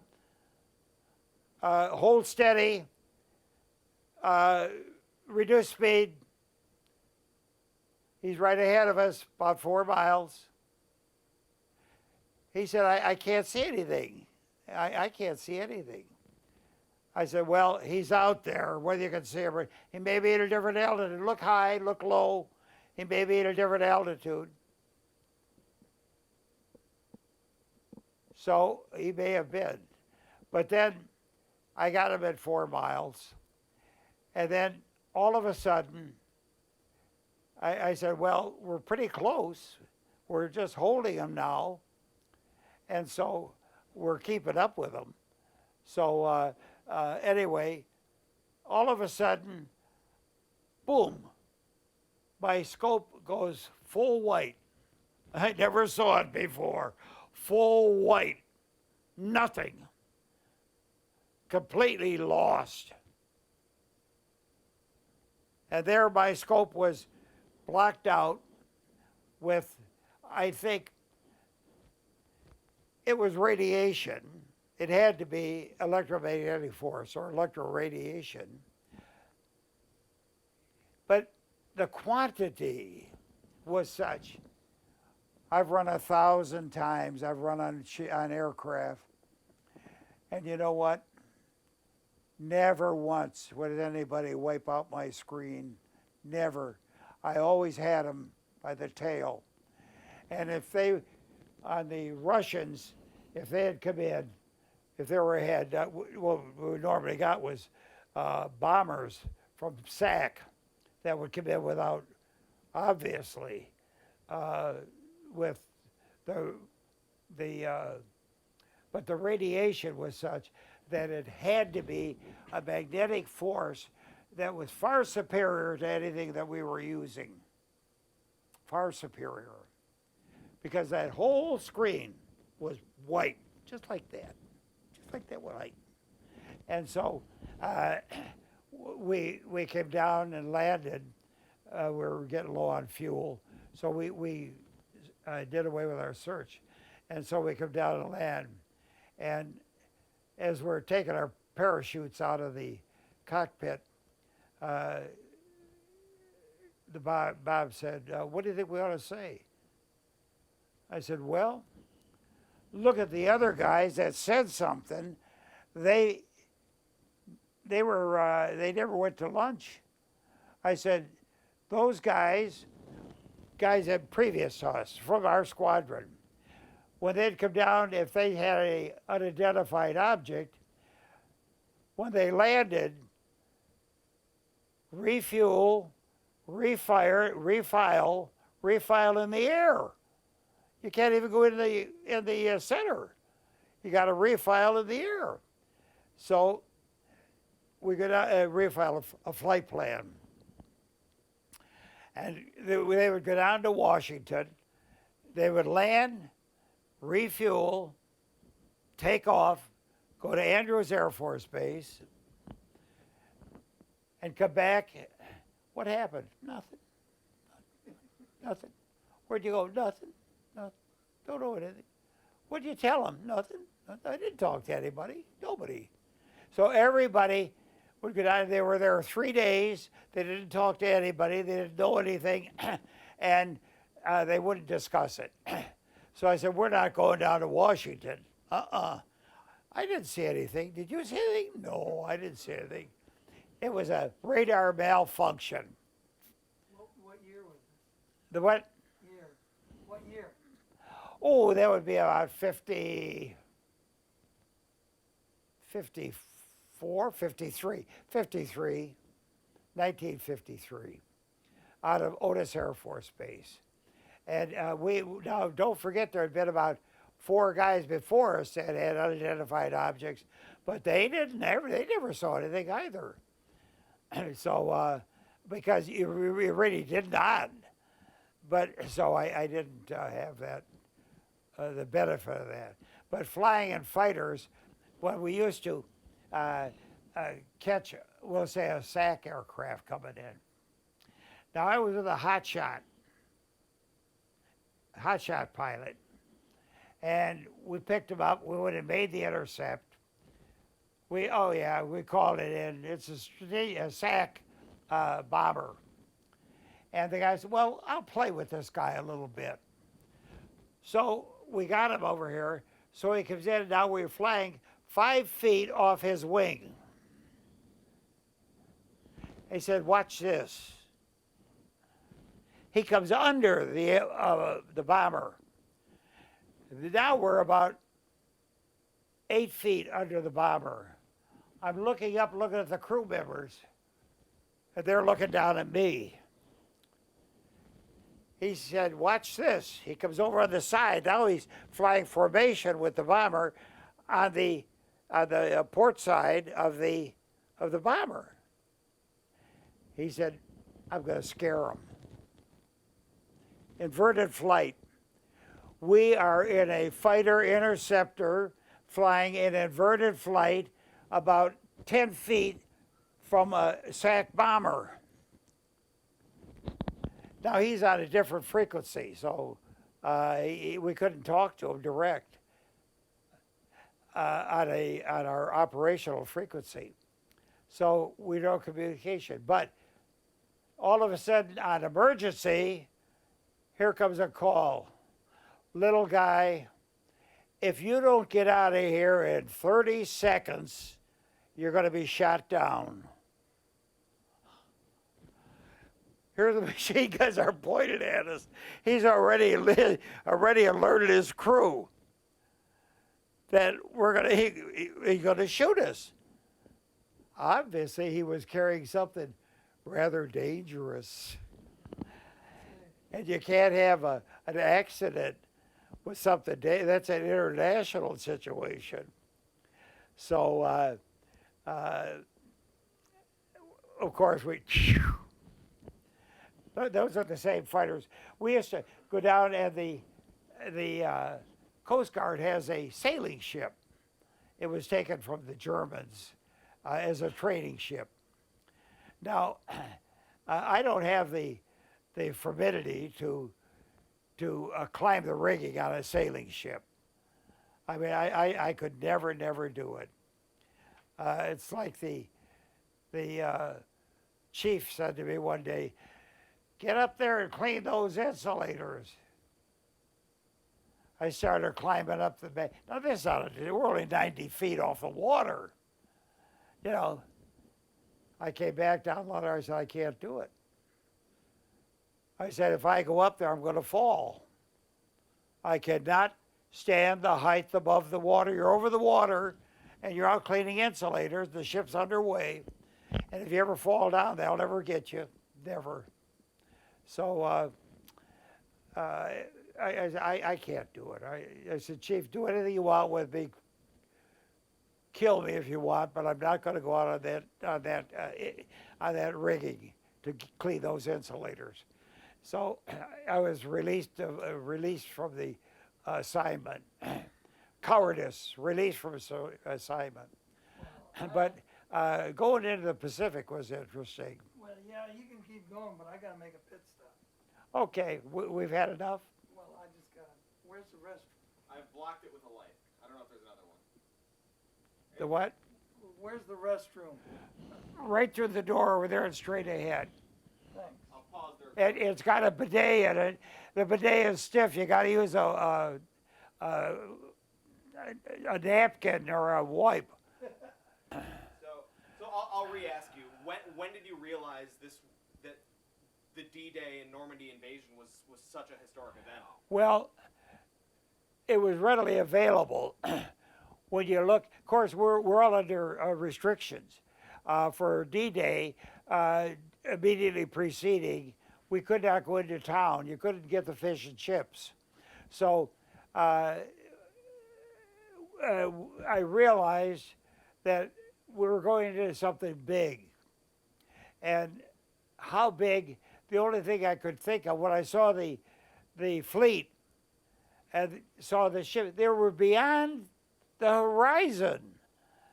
There were ships beyond the horizon. And everywhere. There were thousands of ships. I don't know. Maybe I'm using hyperbole in saying there were thousands of ships going over from England, including the LST, the landing crafts, and the big ships. No aircraft carriers. We didn't have any carriers. The RAF and the USAF handled that situation from ground bases. We had carriers in the Atlantic, but they were predominantly on anti-submarine sightings is what they're looking for. But that was, when I saw the number of vessels and I saw the supplies that were being sent over, I thought, I may be wrong, but I think this is the biggest battle in history. Napoleon was peanuts compared to D-Day. The biggest, Verdun, 1914, was a big event where they stopped the invasion of France. That's where they sent them to the battlefield in taxi cabs to get the troops up there. And Foch was the general, as I remember. General Foch stopped the invasion, really, and that the Germans at that point fell back to the line they dug in, and that formed the horrible battlefield of World War I. But the magnitude, it was like me trying to guess the distance between you and a satellite. I have no comprehension. 100 miles? I don't know. 200 miles? How far is Mars? I don't know. 5 million miles? 10 million miles? There are figures that we toss around lightly, and it's beyond human comprehension. And that's, as I see, Normandy. From the participant view, it was beyond comprehension. There's nothing you could imagine, because the men pouring ashore, I'm hearing that, the problems that they got, the death, the wounded. I'm hearing all this stuff. Somewhere, maybe in a scrapyard somewhere, is a log that I copied all this stuff down. And it's all written down on the actual stuff in which the Murphy participated. But we have limits. We say, oh yes, I know, the sun is 93 million miles away. Yeah, okay. You have no concept of what 93 million miles is. You don't know. We are in an age where superlatives need superlatives. It's just difficult to imagine. And the death toll of that day, I knew it was going to be bad. Oh, I knew Normandy, I knew Omaha was going to be bad. But 9,000? Row on row. In Normandy fields, the flowers grow between the crosses, row on row. So it's difficult to convey to the uninitiated something that I can't imagine, but I'm trying to convey to you the unimaginable. The number of people, the blood that flowed on both sides. Now remember, our military medical people, German, American, they get the same treatment. Stop the wound, kill the pain, put them on a stretcher, put them on the landing craft, get them out of here. So the magnitude of the operation defies my humble recollection or my modest ability to comprehend the true depth of the movement. Eisenhower was magnificent. That's all there is to it. And if you figure also, the German defenses were splendid. Splendid. And they had a slob like Hitler leading them. These magnificent officers who could put up all this battle and do so much harm to us. How do you convey an admiration enveloped in hate? Or is that a hate enveloped in admiration? But when you get the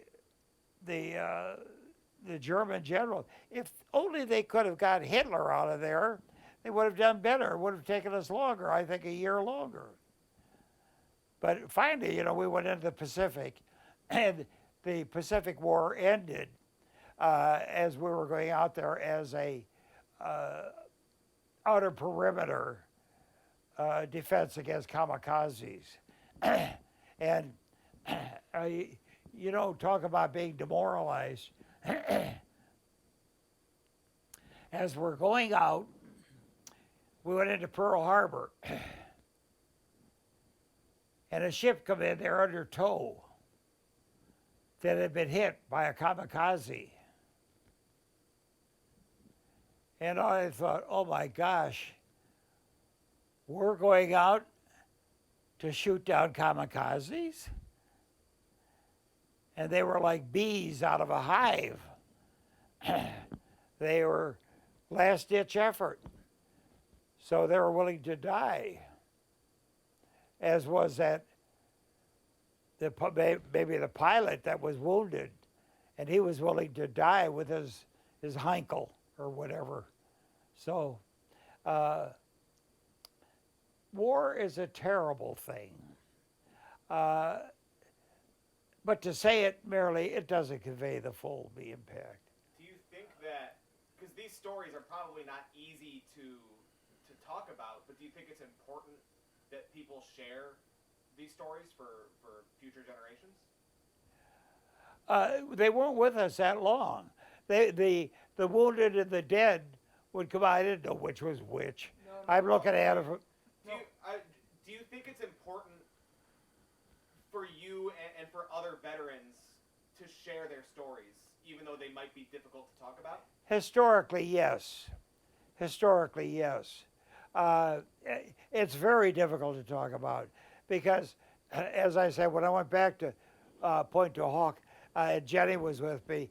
The tourists were there, and I started talking to tourists and telling them about the battle and where the Rangers were, where the hooks were, and where the ropes were dangling down, and I never said where the bodies were. I never said that. I couldn't say.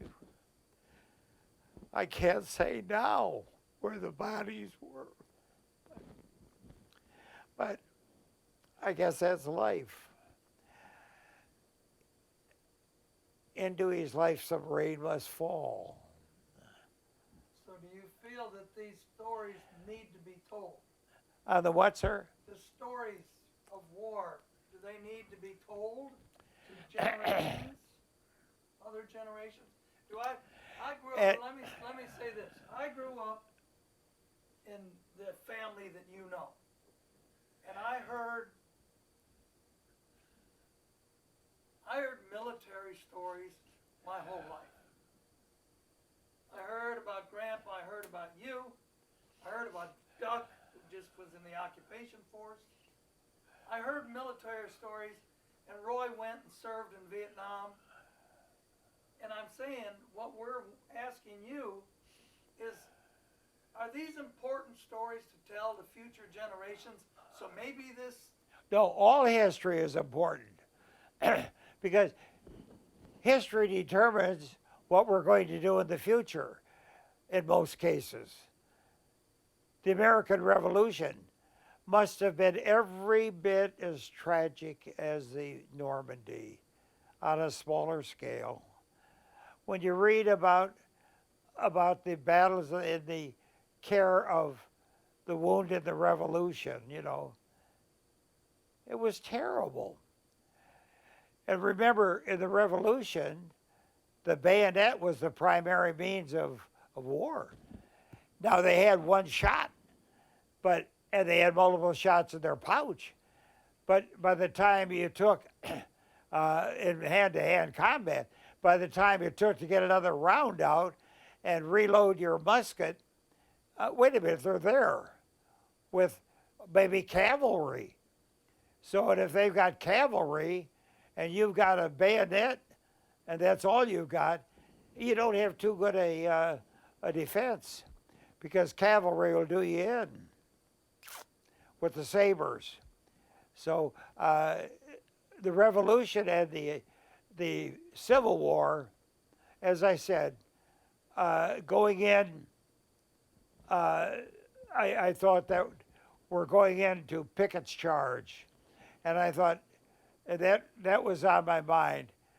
General Pickett is ordering us into a heavily defended position.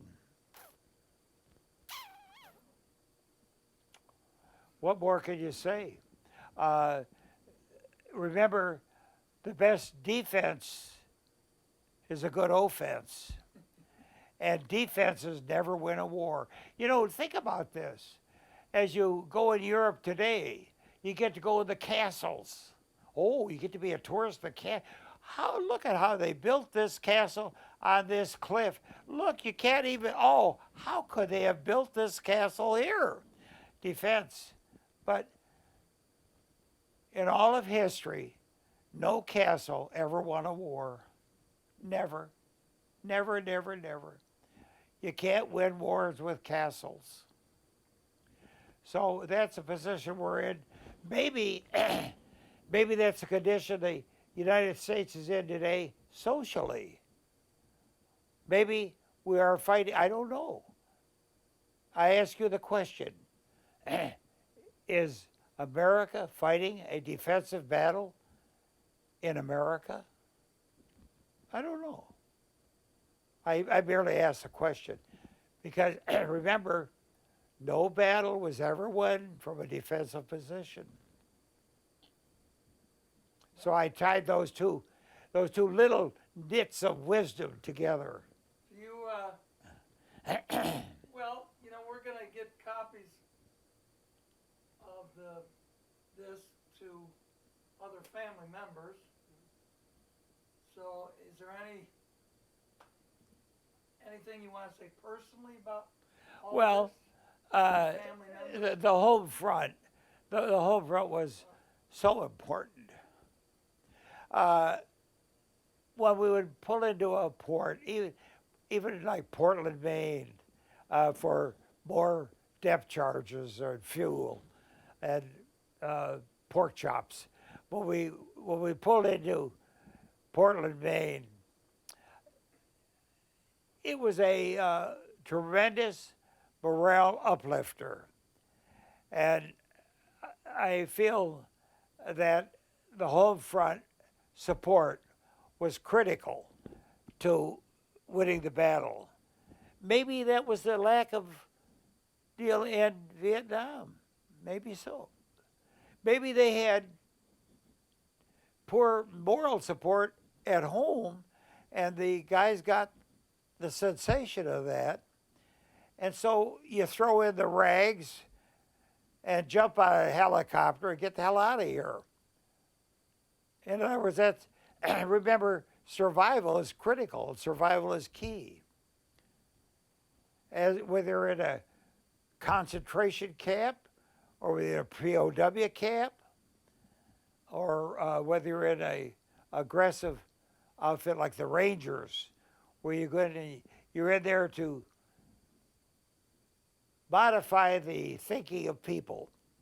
You got to modify their thinking to feel as though this is hopeless. Let's give it up. So when your defenses turn from defense to hopeless, you're done. The battle is over. Have we got a defense today in the United States? Are we fighting offensively or defensively? I don't know. I want you to think about that. That's all. Just think about it. Because I've been to war, I've seen war, and I've made conclusions that I believe are a thesis to work from. So first, I don't have all the answers. I don't know. Nobody does. I don't know. What's the answers to drones? We don't have answers for Yeah, those. what is the answer? Because drones may be used against us. Mm-hmm. Maybe we need a defense against drones. Is it that you get to go into the Old Testament and many of the truths of the Old Testament are true today? I want to ask you a question on this thing. When David slew the giant, people heard this for years. How big was the giant? How tall was the giant? What did the giant weigh? We know David, from historical things, David was probably 5'2". So the giant could have been 6'6", 6'8". Have you ever thought of that? So it's relative. But again, David was offensive, not defensive. Well, he couldn't No. afford to be. Well, that's true. He couldn't afford to be. But that battle, That was an ass whipping. that battle is worth studying, I think, and because the emphasis, the story has so much truisms in it that to omit it from history is ridiculous. But you can't, religion, no, don't touch religion. Okay, we took religion out of the schools. Where are we? He took a lot of We're not bothered with religion in the schools to have a relationship with your fellow man. The Judeo-Christian philosophy, your fellow man, peace. You want peace. And you want harmony. And that's what it's about. That's what the United States is about. Peace, harmony, getting along. Your fellow man. Be judicial in your judgment of your fellow man. So what? Before I stop recording, is there anything else that you wanted to share with like members of the family or something like that? members Well, of our family. Yeah, well, on our family, it was a loving relationship. I was one of 4 children. I was, let's see, number 3 on the agenda. So, yeah, Donald was number 4. So we had Bill, the oldest, and then Betty, and then me, and then Donald. The fallout was that Bill had bad ears, punctured eardrum. He could not pass the final test. He wanted to go Air Force. He wanted to be Air Corps, but he was passed by. Meanwhile, in my military history, I have 4,500 flying hours. So I've got a lot of time in airplanes. But Bill never got into an airplane. They wouldn't take him. So Bill, he worked for the Pennsylvania Railroad, transportation during World War II. My sister Betty was a bit of a chemist because she worked in the chemistry lab in a company in Chicago. And Donald was too young for everything, so that didn't matter. I was the only one that served out of 4 children. And although I have 2 cousins that served, again, the name was Ley, Bob Ley, and Robert Ley. They served. And at one time, I went to BOQ, and I said, Airman, do you have any correspondence or orders for Ley, L-E-Y? And the guy said, what's the first name? I said, come on, Airman, how many Leys do you have? And he said, 2 John Leys. So anyway, people come out of the woodwork, I guess. But anyway, Joliet was a munition. My mother, she served in the defense industry. She made hand grenades at Joliet Arsenal.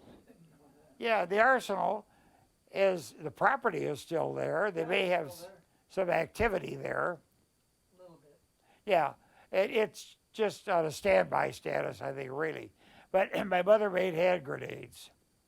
And she was there when they had that disaster where somebody lit a cigarette in a restricted area, and that ended that restricted area.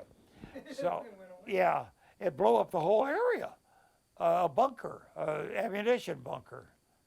And he blew up the whole thing, killed a number of people. So they had tragedies on the home front as well as the battlefront. But everybody on the home front was positive. They were all supporting you. Even when I went back to speak at Pointe du Hoc, the women would come up and kiss me. Really. The girls would be around me hugging, and guys would be shaking my hand. I'd have two girls kissing me and a guy shaking my hand. They were French. Their parents lived under the domination of Adolf Hitler. The burn is still in their heart. They're still burned. They're still sensitive. Jenny is still sensitive. Finish those eggs. What do you mean? I don't want them. I'm not hungry. Finish those eggs. People are hungry in the world. How do I know? Jenny was hungry. She tells you the civilians in France, she was at a boarding school eating beans a couple times a day, and the beans had larvae in them. So in her verdict is that I was eating worms.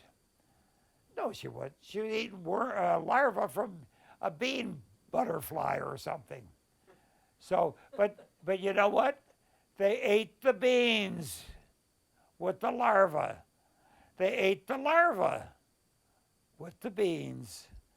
So how was the French population doing under German control? How does beans and larvae sound to you?